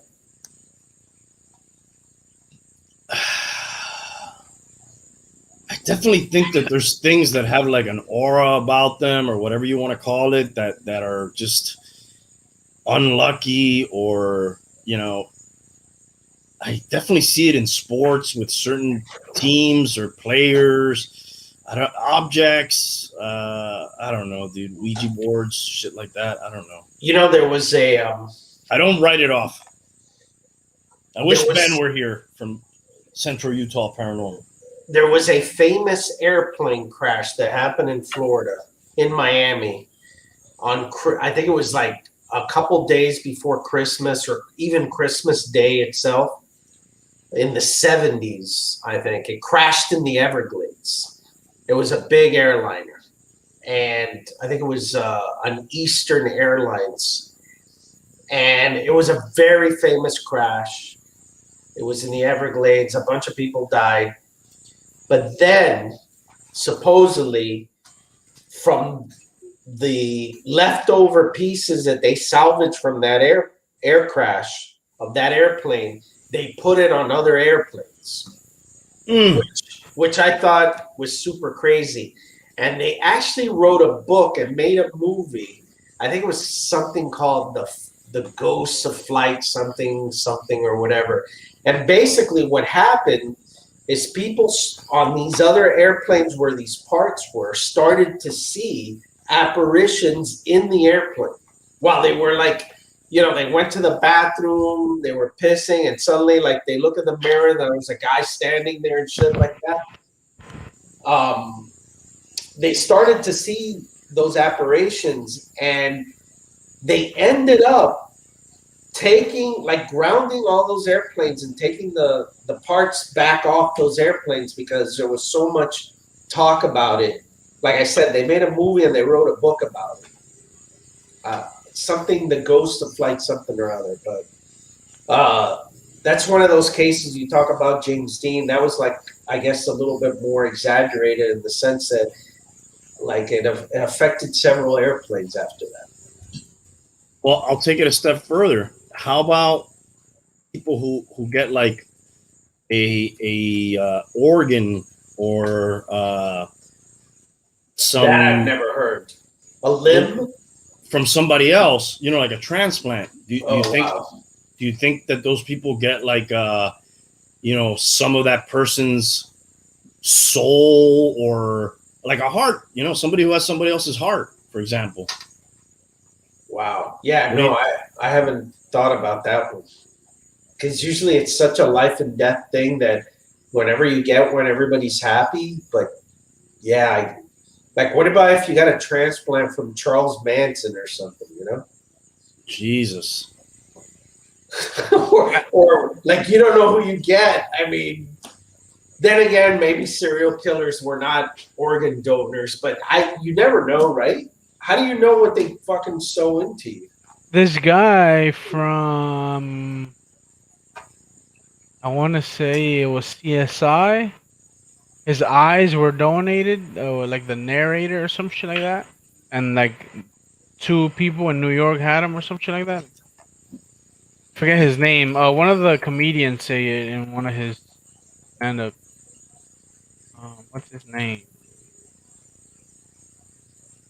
John Mulaney. Yeah, I don't. There's been some pretty amazing. They've had like a couple face transplants. Yes. Which is Jerry Orbach. Isn't that an actor? That's an actor, right?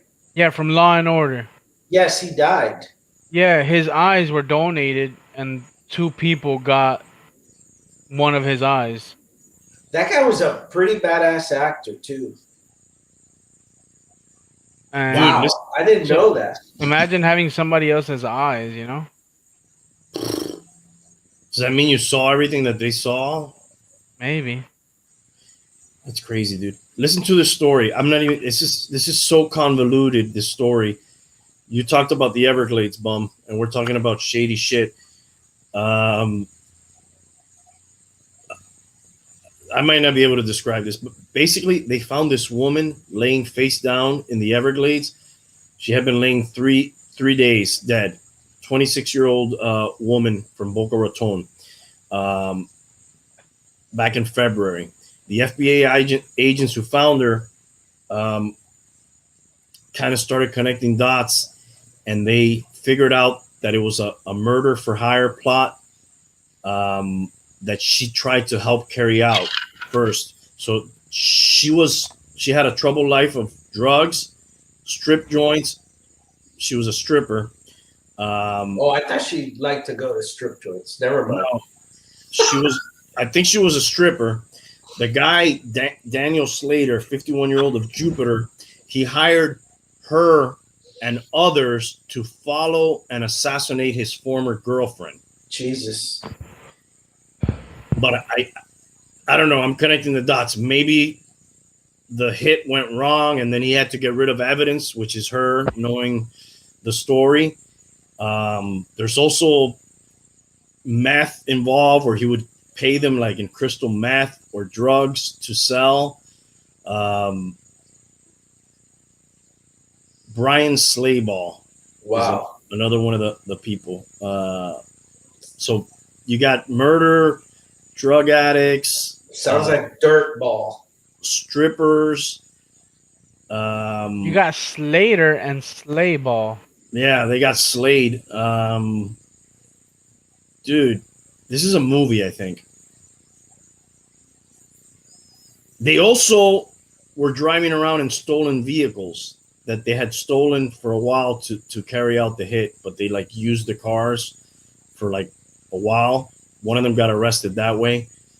Um, the story's not over, but it's a crazy story. Look it up. Murder for Daniel Slater, Murder for Hire. It's so confusing. I can't even wrap my head around the story. Who's killing who? Who's hiring who? And that was recent. They found Yeah, her. it's going on right now. The Everglades are always involved in these weird stories of somebody getting killed. Wow. That is a TV from what is it? TV movie. During an early meeting with the boyfriend, Slater gave him $200 and some drugs as down payment for the murder. That's pretty cheap. He wanted them shot through the window. And here's the other twist. He wanted them shot through the window and then to spray paint the house with the words Black Lives Matter to make it appear as if members associated with the movement were responsible for the murder.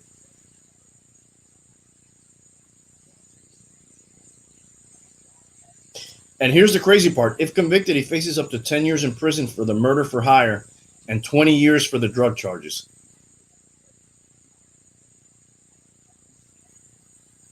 Shouldn't the fucking murder be like a little bit fucking worse than the drug charges? So you just get 10 for the murder, 20 for the drugs. That make any sense? Wow. No.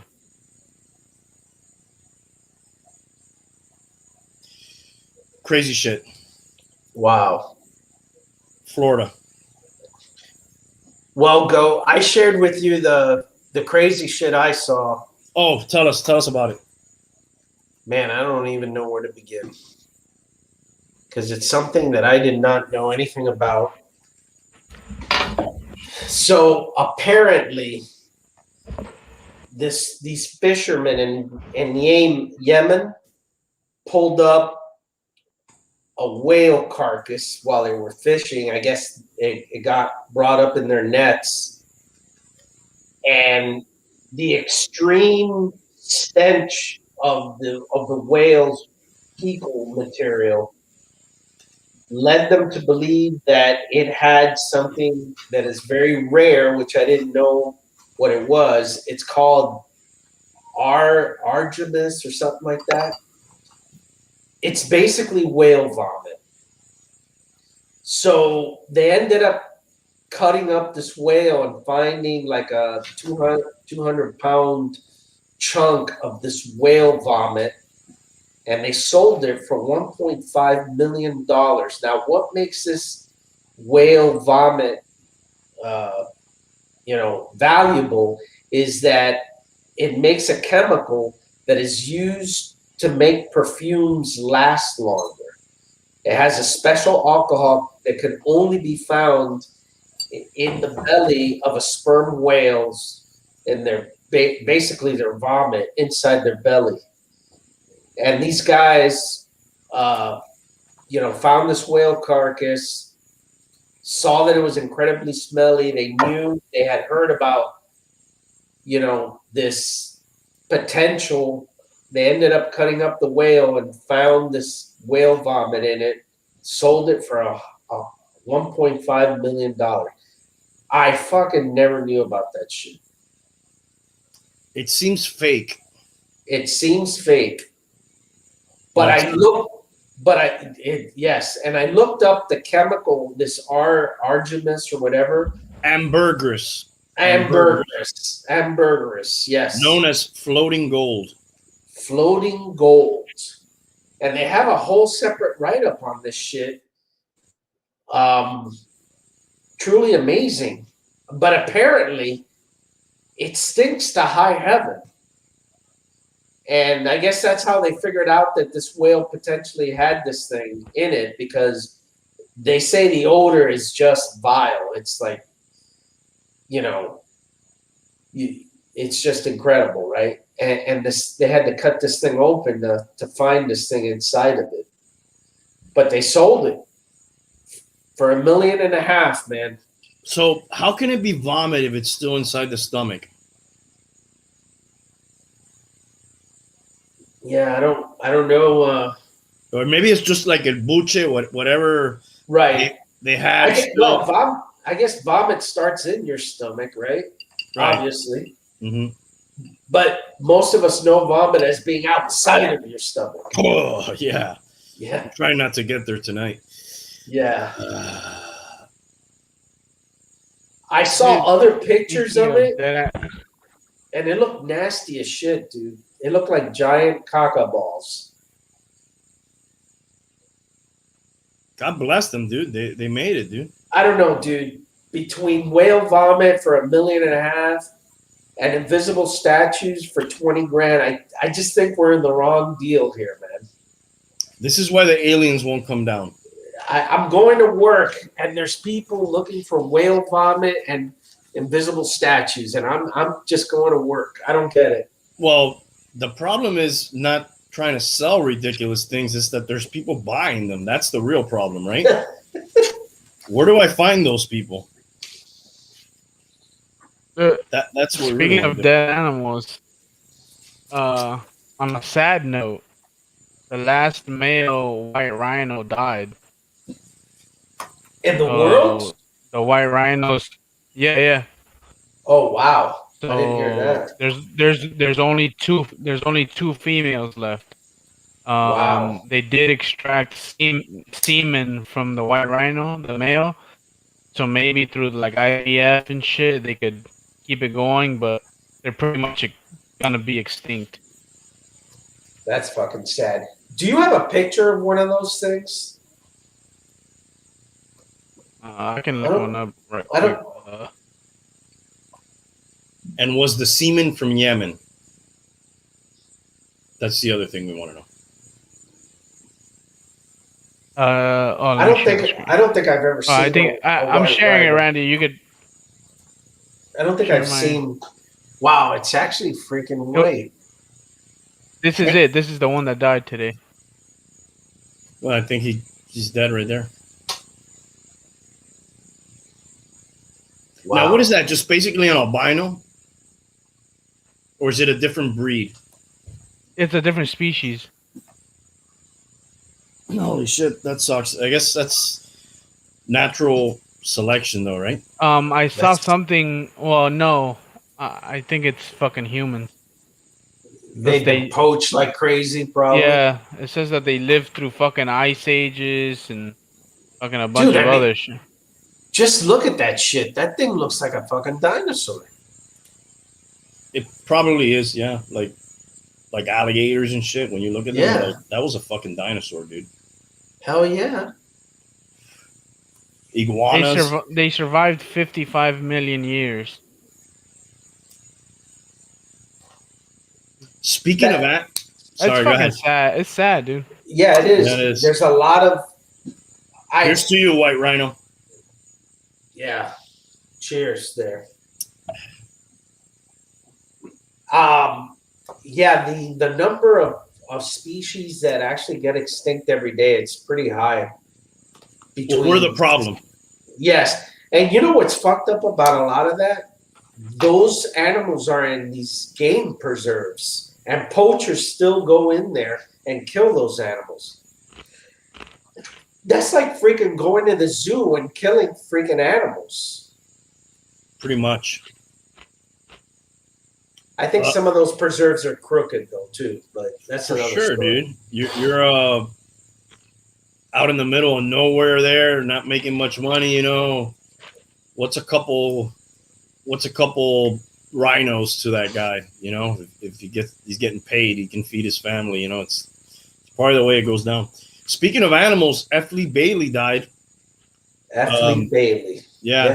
Yes, he did. At 87. Part of the OJ Dream team. defender of OJ, Patty Hearst. I'm sure there was a lot of other ones. Yes, but his famous case is against where he helped acquit a physician by the name of Sam Shepard, I think. That's really what made him famous. And a lot of people say that the movie, what was that movie with Tommy Lee Jones and Harrison Ford? The Fugitive. Okay. That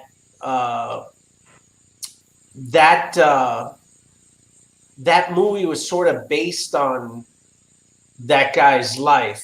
Sam Shepard. Yes. He also defended Patty Hearst, which I think at one time we talked about her. If you remember her, she was a famous newspaper heiress who was abducted by the Symbionese Liberation Army and forced to rob a bank. And supposedly she was, brainwashed to be a terrorist and all that. Pretty this was famous in the stuff. 70s thing, right? 70s, yes. He defended one of the Boston Strangler, the guy who confessed to being the Boston Strangler. Yes. This guy was the kind of the lawyer to have if you were in some deep shit, man. Jesus Christ, dude. I mean, you basically had to be a scumbag for this guy to defend you. This guy, while the O.J. Simpson case was being tried, he defended somebody else, Claude Duboc, a marijuana dealer. Yes. He was licensed. Look at where this guy was licensed, in Florida and Massachusetts, where he was disbarred in 2001 and 2003, respectively, for misconduct while defending that guy.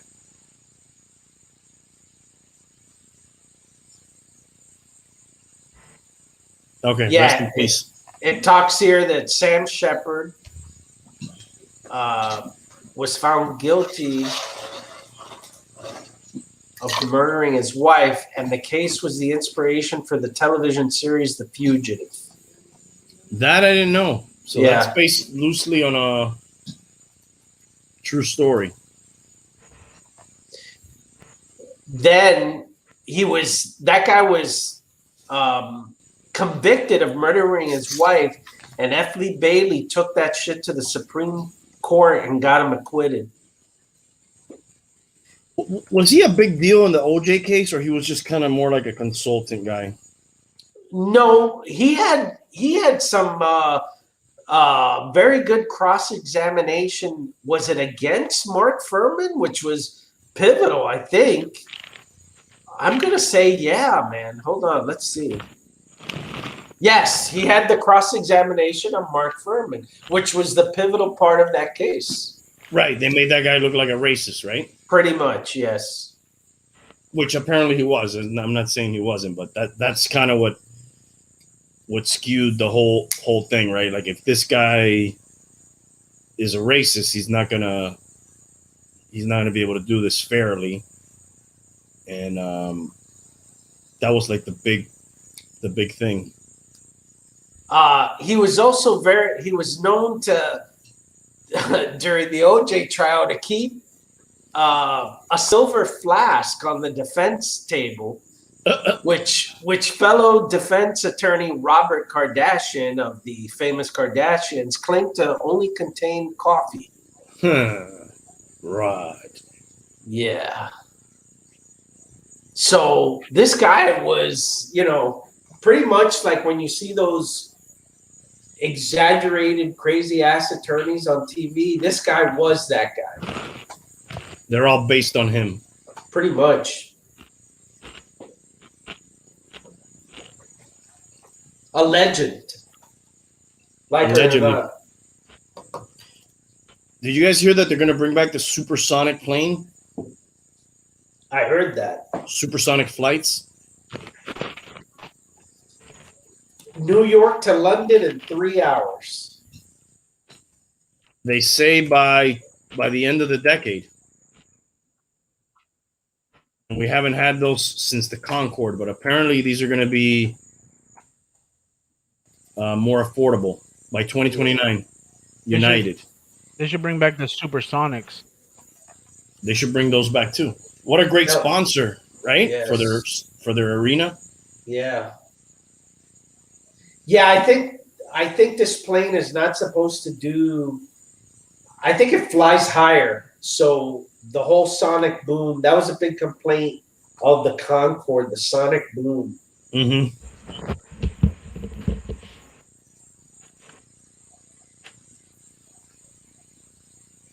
That's the Concorde right there. Are you seeing that? That was a pretty badass plane, man. Now, what's the deal with the nose on this? Yeah, you wouldn't think that's aerodynamic, right? Yeah, I mean, there's obviously a reason why it's like that. It's probably not just aesthetics, but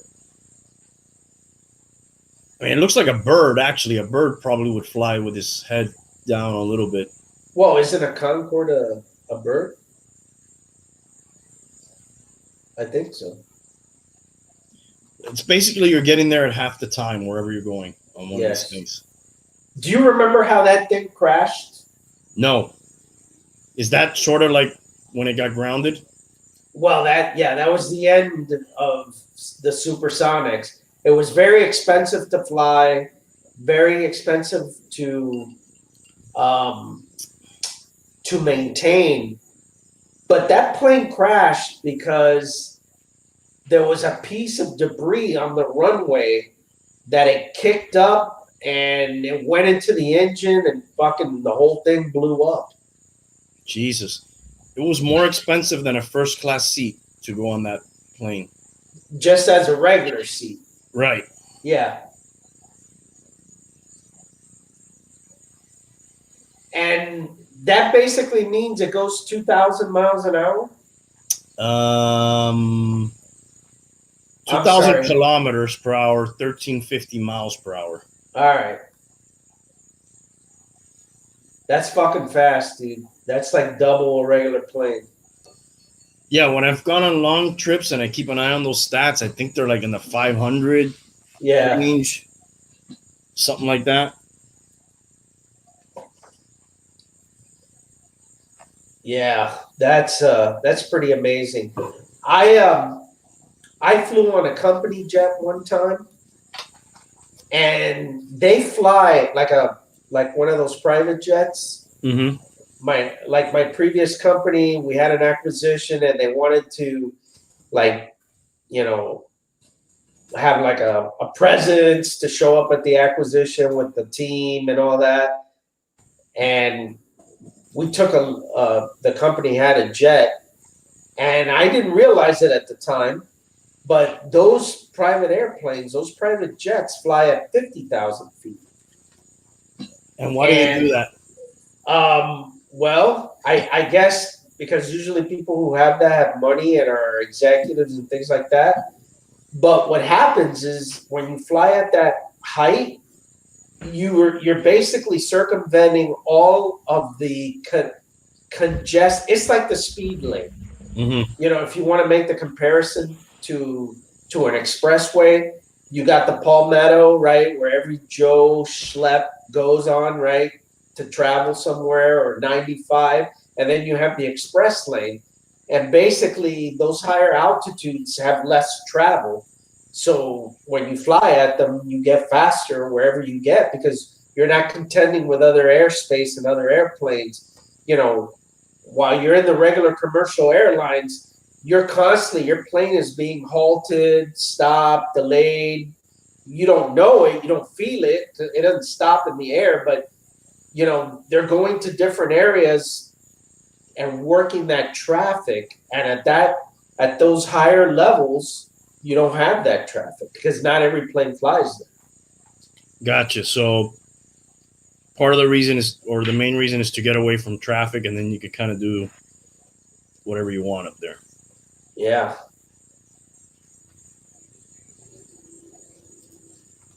Do you guys have any recommendations? We're on the recommendations part of the show right now. Uh-oh.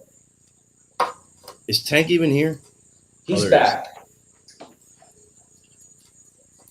I'll go first, guys.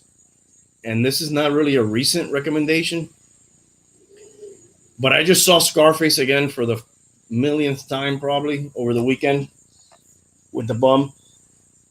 And if you've never seen it, obviously go see it. And if you haven't seen it in a while, see it again. It was weird. It seemed sadder to me this time than when I've seen it other times.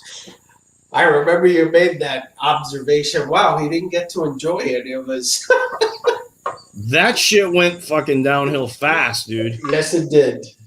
One moment he's like showing people his tiger, and then the next moment he's like in his desk with the mountain of cocaine and about to get killed. Yeah. What do you think is the theme of that movie?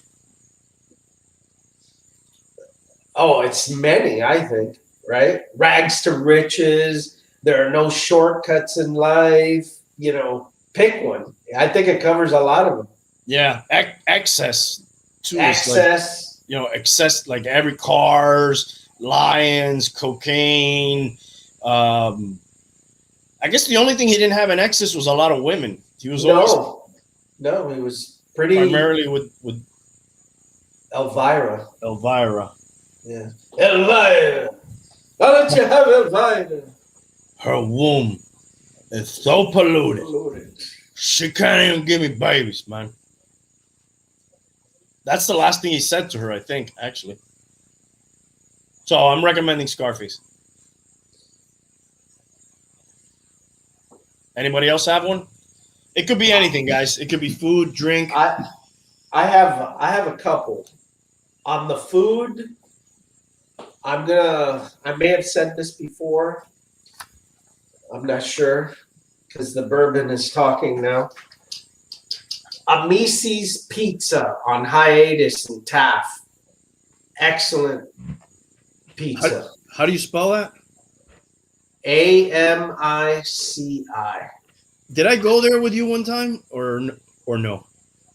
You didn't go there, no. I went to a place. I may have ordered it. I may have ordered it from there. We went to a sit-down restaurant a few years ago. We sat outside and we ate pizza, and there was an ice cream shop down the block or down the. This place doesn't have an outside. Okay, It's a tiny little mom and pop place. Those are usually the good ones. Great pizza, great anything Italian there. The pasta fagioli, chicken frances, chicken parm, anything. Very good. So that's my food recommendation. My movie recommendation is called The Highwaymen. It's on Netflix. And it stars Kevin Costner. Oh, one of my all-time hated actors. Sorry. And Woody Harrelson. I do like some Woody Harrelson. And it's basically the guys who hunted Bonnie and Clyde, who I didn't know were old retired Texas Rangers. Bonnie and Clyde? No, the people who ended up tracking them and killing them. Okay. Were old Texas Rangers. Those guys are badass. Badass. But on that note, so The Highwaymen, Woody Harrelson, Kevin Costner. Is this a new release? No, 2019. Isn't the guy from No Country for Old Men also a great film? Isn't he a Texas Ranger? The guy that Oh yeah, Tommy Lee Jones plays. Tommy Lee Jones, right? Maybe. And Woody Harrelson is in that movie. Yes, he is. Yeah. Very good. Not as a Texas Ranger, But on the Texas Ranger topic, I saw something else on Netflix called Confessions of a Killer. And it was the story of Henry Lee Lucas, who's supposedly one of the all-time serial killers. He's killed a bunch of people.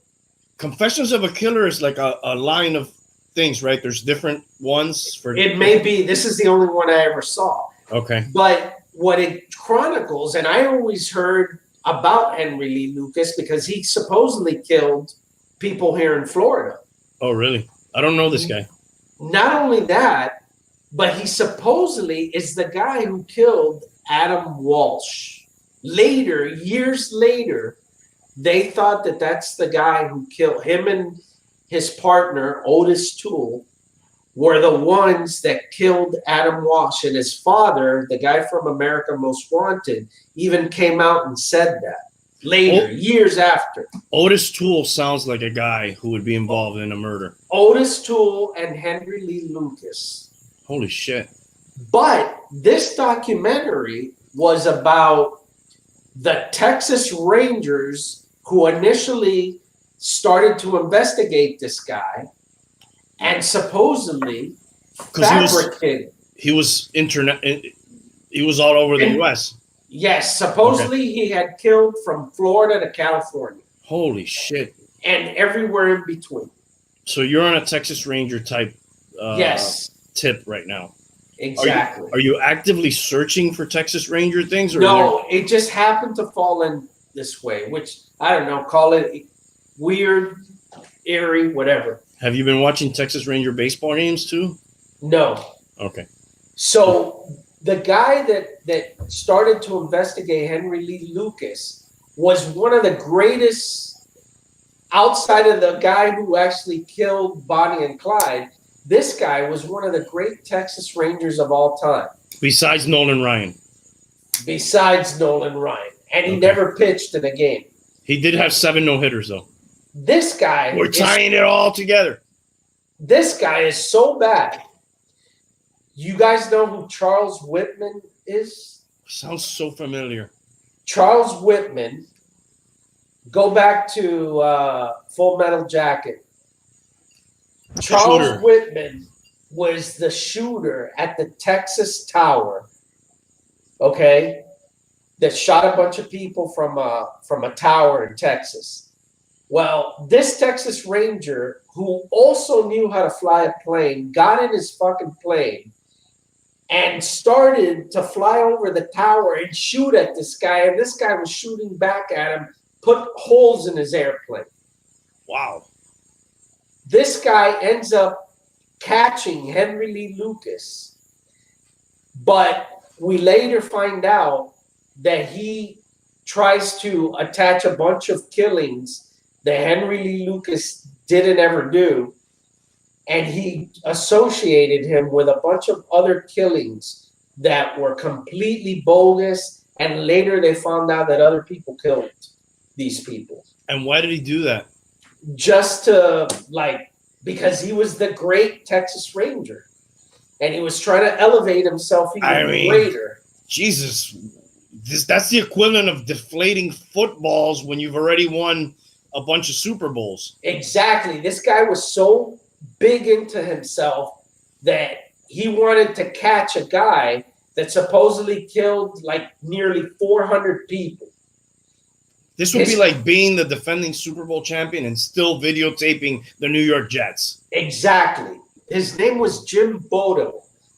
And he caught Henry Lee Lucas and then associated a bunch of crimes that he never did along to this guy. It's pretty fucking interesting. And all of this were the Texas Rangers, who are a proud and well-known law enforcement agency, almost like a dying breed. Yeah, so that long-winded story, gentlemen, is my recommendation. So go get some Amici pizza and do a double feature with The Highwaymen and Confessions of a Killer, Henry Lee Lucas. That's what I did today. That sounds fun, dude. I might check one of those out. That's what happens when your wife and your daughter are in the beach. And it's you and your son. And then you do a podcast. Sounds interesting. I'll have to check one of those out, or both. Jonas, you have any recommendations for us or anybody? I got HBO Max today. What's the first thing you saw? The Conjuring. Oh yeah. Is that good? I like the whole series. Yeah, that's the only reason I got HBO Max. I've only seen one of them, and I thought it was really good. So yeah, I would recommend to watch all of those movies. How many are there? I think now with this one it might be 6 because you got Wow. Annabelle, Annabelle Creations, Conjuring 1, 2, and this new one that is The Devil Made Me Do It, which they're all based on true stories. And this one is the person pleaded not guilty on being possessed by a demon. Hmm. I don't know. Uh, The first Conjuring scared the crap out of me, man. Is that the Yeah. one with the nun? Yeah. No, no, no, no. The first one is the clapping. Yes. The that little game. But there's a nun, right, in one of those movies? Yeah, the second one. Okay. See, I haven't seen any of them. The second one, and I didn't know those Annabelles were related to that. Yeah, it's all like part of the same world. Oh wow, I'll have to check Kind of that like out. Star Wars and then like Solo and shit's like spin-offs. Got Same it. universe. Yeah. Wow. Cool. I know the Yeah, first one was scary. if you like scary movies, I like them because they all link because of the story, you know, and that those people, Ed and Lorraine Warren, were real people. Yes. What time does it take place in? What era? I want to 60s? say 60s, yeah, All of them take place in that era? for the most part, yeah. Let me see when this last one took place.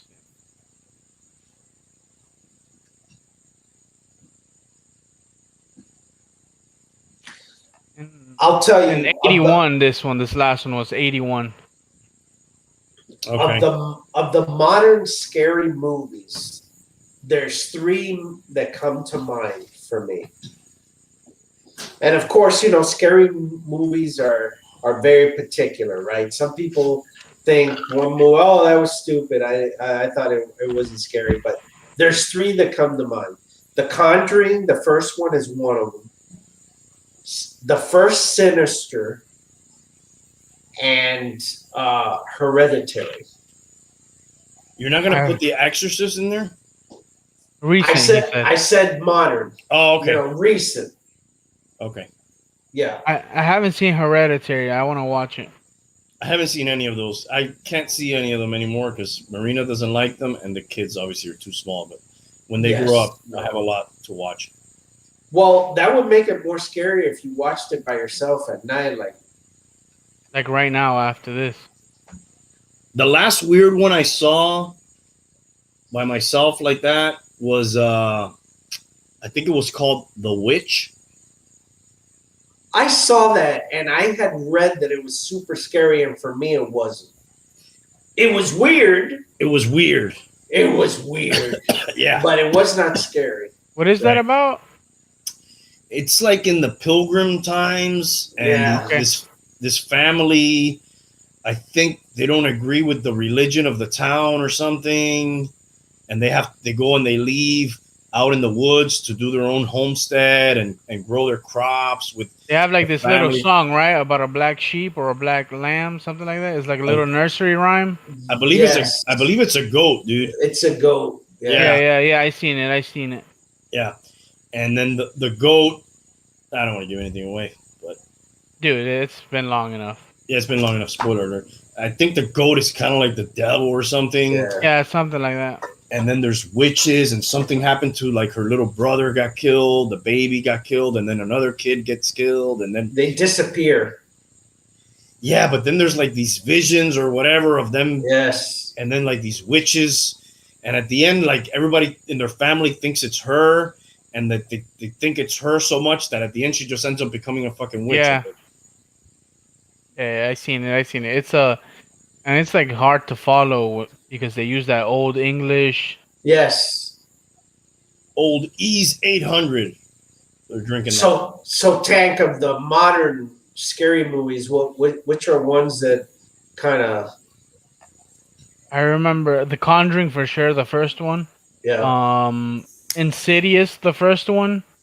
I saw that one in theaters, and it was like the first time I was like, "Oh, what the?" Like I was scared in the theaters. How about those Um, Pennywise ones? You seen those? I saw the first one. It was more funny than scary to me because Yeah. they do have a comedic thing to it. Okay. Haven't seen those. Saw the original back in the day. I haven't seen that. That might not hold up now. Like The Exorcist. Insidious and Sinister are two different movies. I think so. I haven't seen Sinister. Your mother sucks cocks in hell. Yeah, it's two different movies. Okay. Sorry. Why you do this to me, Demi? Insidious is like about like kind of like lucid dreaming. Like you like um outer body experience type. How about the Mothman prophecies? I saw that. That one's pretty weird. That's also based on stories. Yes, that is based on a lot of people have seen that. You ever heard of that one, Tank? No. It's like an urban legend, or I don't know what it is, like that people have like encountered this entity, which is he's the Mothman, right? Is the name of the entity. And in the movie, like they have contact with this entity, and it's always by phone, right? Well, in that movie, it was. It goes obviously a little deeper than that. Basically, when anybody has seen these Mothmen, there's been some kind of tragic event. And Hence the prophecy part, right? yes, and the last in this particular movie, it talks about this Pennsylvania, which ultimately what happens is they start seeing the Mothmen. They start seeing this moth thing, and then eventually there's this major bridge collapse where a bunch of people die, and supposedly the legend is that these things come out as sort of a warning of terrible things that are going to happen. 2002 movie with Richard Gere. And Deborah Messing, it doesn't have a bad cast. The movie was good. Yeah. Is that one of Richard Gere's last movies? I was just thinking, I don't remember much about him. This guy, a lot of the sightings of the Mothman have been connected with UFOs. Yes.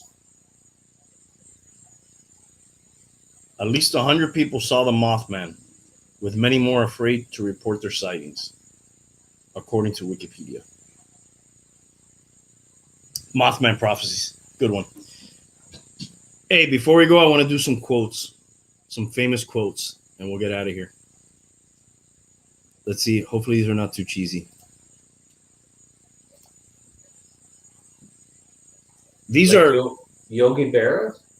No. Those are some of my favorite ones. These are more like serious quotes. Some of them.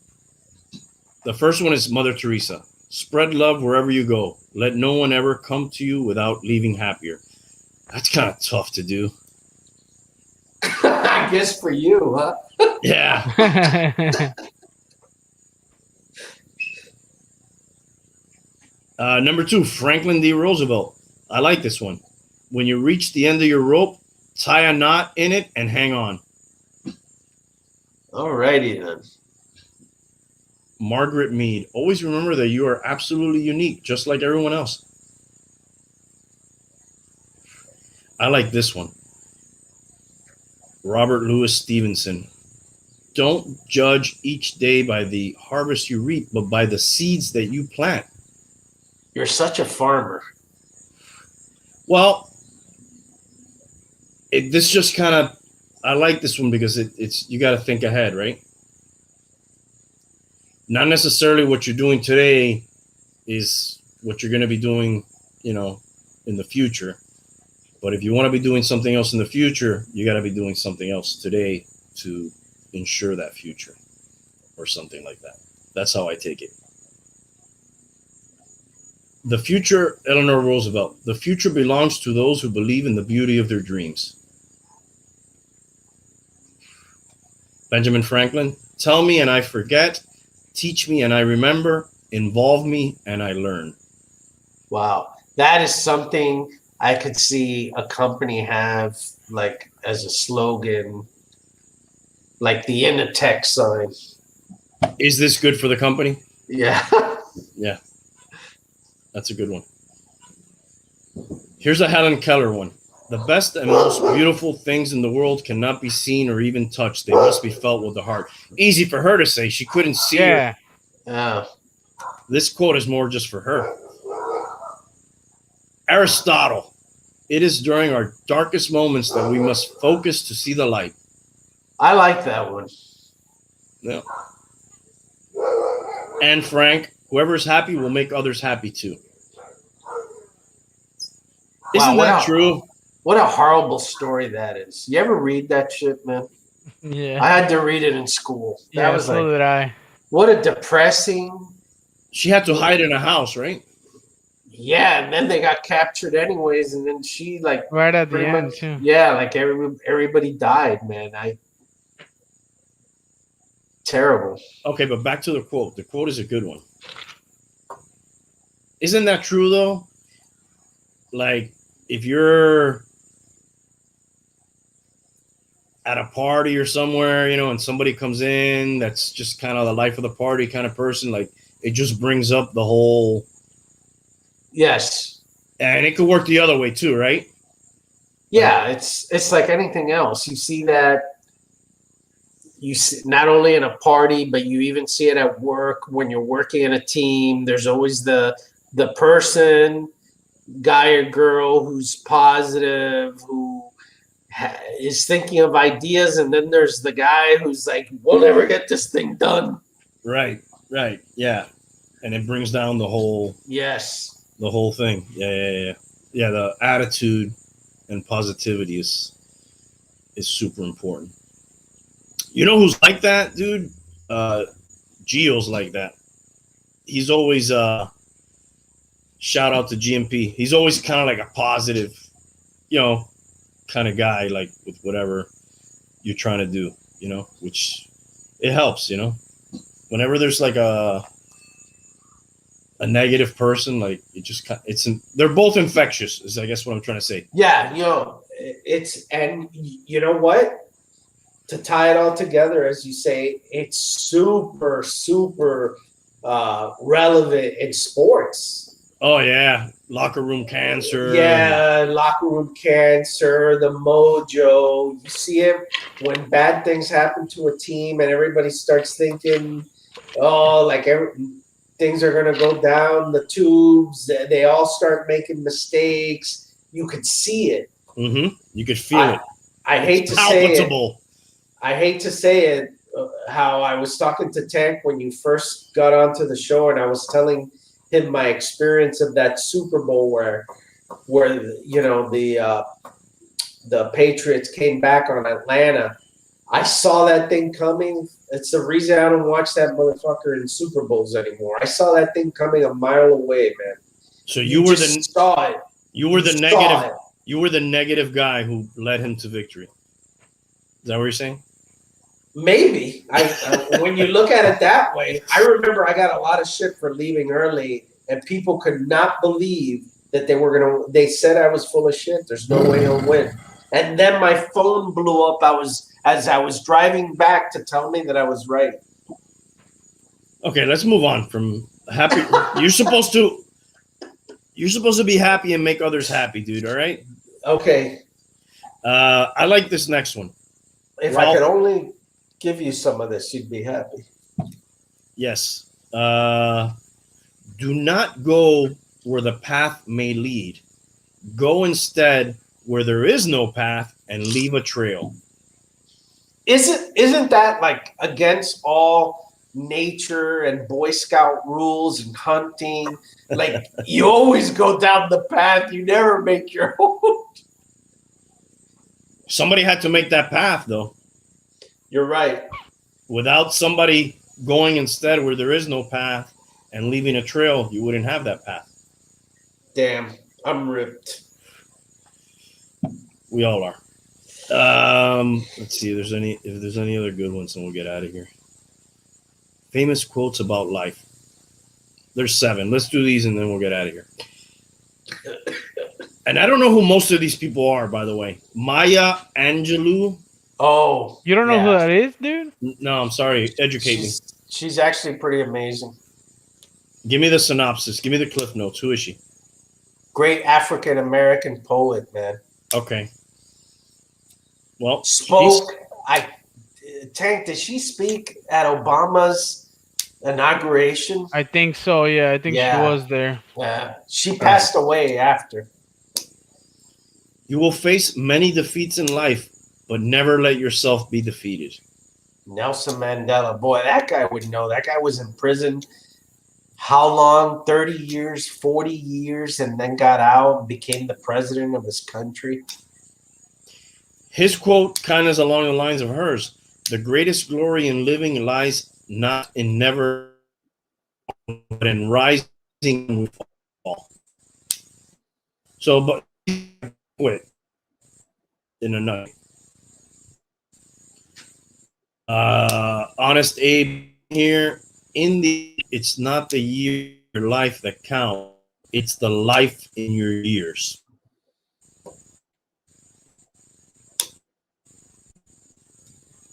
Get that one? Yes. Yeah, that one's pretty good. Yeah, that is good. Man, that Abraham Lincoln, that guy was pretty badass. Yeah, dude, all the vampires he played. And yeah. he's a Republican. Just saying, make sure the time you're here, you're doing good stuff, not just a bunch of years that you don't really do a lot with. Truth one. Never fear of strike you out you from playing. I mean, I don't know if this is a quote here. I read it somewhere, but like, in the end, the greatest, butchering it, but like the greatest bets you have are the ones for you didn't take, or something like that. So like you'll more not take chance than doing and failing. At least you knew, right? You took the chance and you failed. You didn't fail and I succeeded, good, or and you know what, it wasn't for me, it didn't work out. But worse than that would be to have never tried. I gotta say that's probably one of my I'm not good at that. Well, we're all working on things, but that's that's a good one. Yeah, I'm not good at that one. Number 5, another Helen Keller here. Life is either a daring adventure or nothing at all. I guess she's saying if you're not being adventurous, you're not living. Is that what she's saying there? Is that what you guys are getting? Yeah. What does she know? Thomas Edison, great inventor, right? Yep. Many of life's failures are people who did not realize how close they were to success when they gave up. Now, I will say, when you look at a lot of those amazing people or inventors and all that, man, they had a ton of failure, a bunch of shit. Nobody believed in it. It's rare that you'll see like a guy or a gal that was successful at every turn in their life. They never had any adversity and they were just great. There's not too many of those. They're mostly people that had all kinds of problems. No one ever believed in them. They kept trying to sell something that nobody wanted or whatever, and then boom, it happened. Sometimes it happens after they die, dude. Yes. Sometimes, and sometimes it happens when they're old as fuck. Yeah, I mean, even like artists, like their pieces, become desirable when they die, or even some inventors, probably their inventions didn't pan out when they were alive, but then later a piece of that invention becomes an important piece of of something else.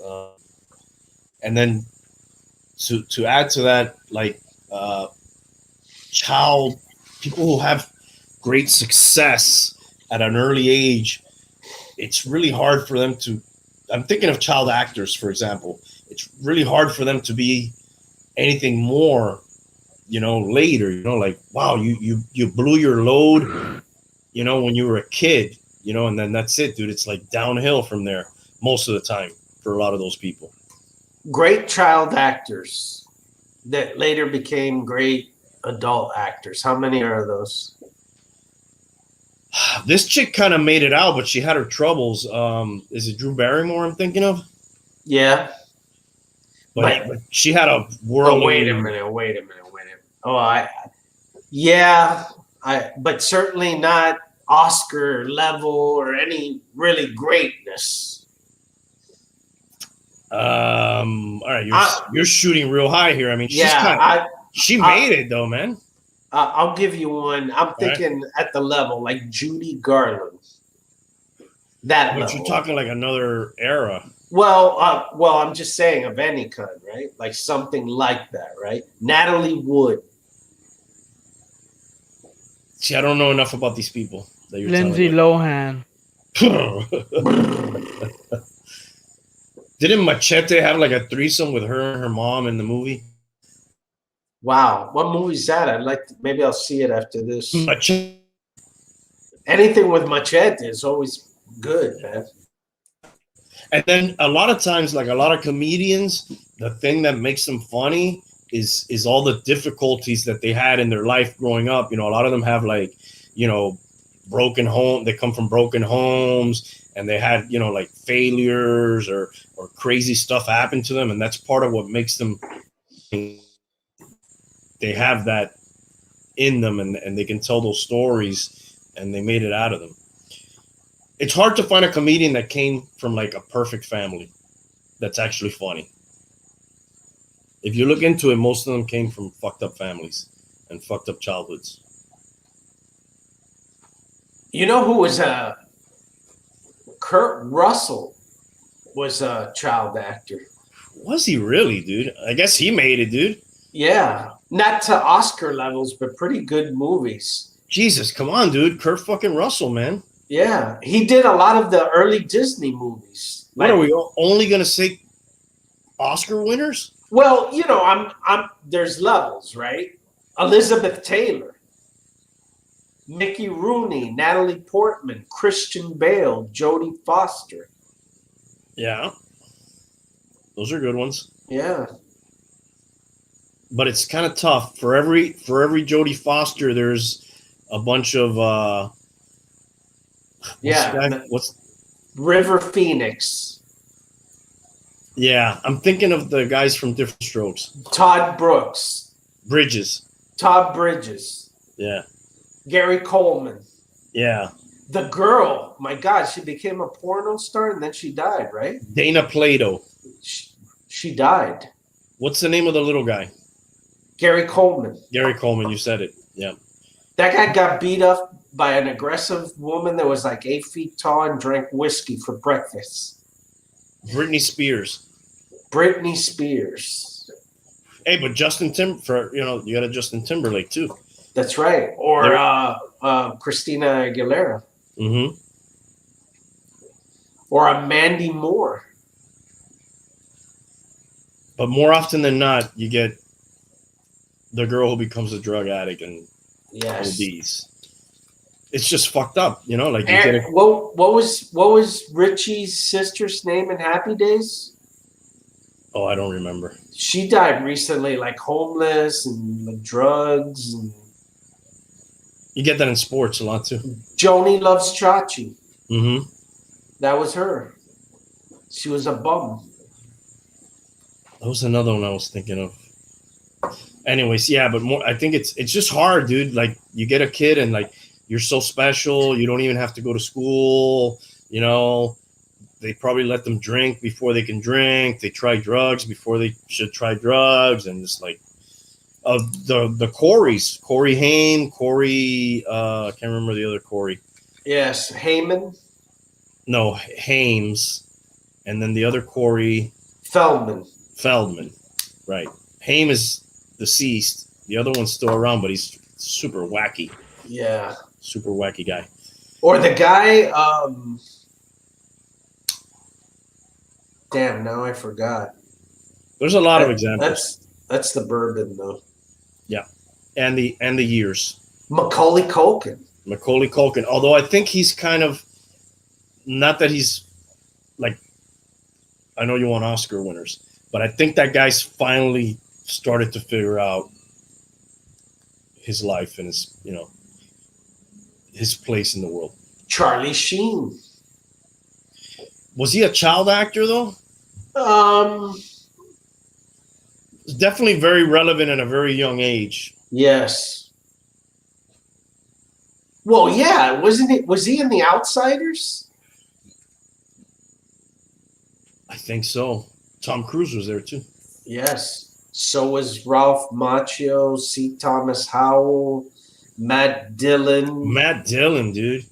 I work with retards. Are you sure that's PC? Hey, nobody's going to tell me who I can and can't work with. Great line from that movie. There's others that I'm missing that I can't think of now. Child stars who made it or didn't make it. The chick Yes. from Exorcist, dude, ended up super fucked up. Yeah. Linda Blair, dude. She ended up banging Rick James, dude. Jesus, really? I've shown you this picture before, dude. What did you show me? A picture of them in the bed, dude. It's funny, dude. I don't remember that. I'm sure you remember if I show it to you.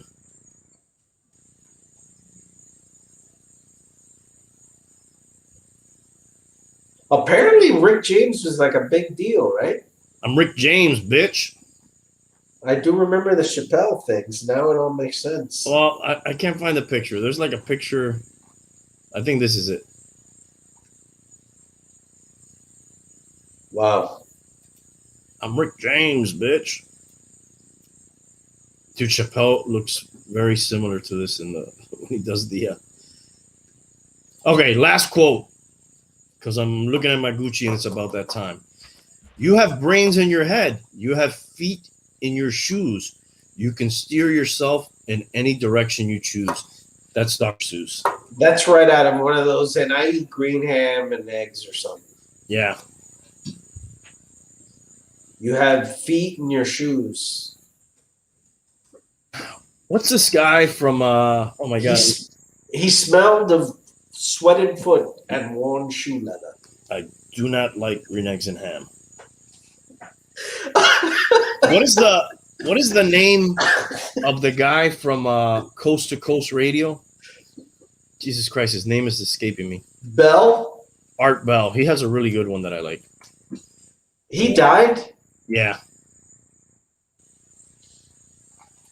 There's one about the brains falling out of your head. I tell it to How many years did he do that show? oh dude, probably decades. Man, I could have swore I heard that show when I was young with my sister.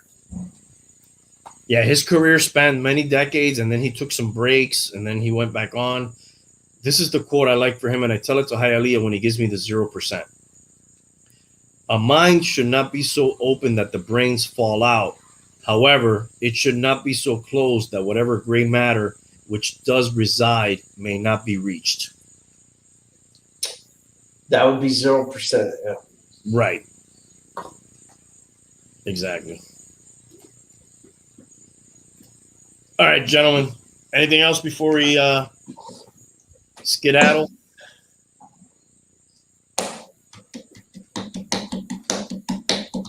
I'm going to take that as a no. I think we've said everything we could say. That and that we had a podcast before the podcast where some of our best material was used It's always that way. due to the technical difficulties. And even that material was not really that good. So what are we saying Yes. here? All right, fellas. Thanks for hanging. We'll see you next time.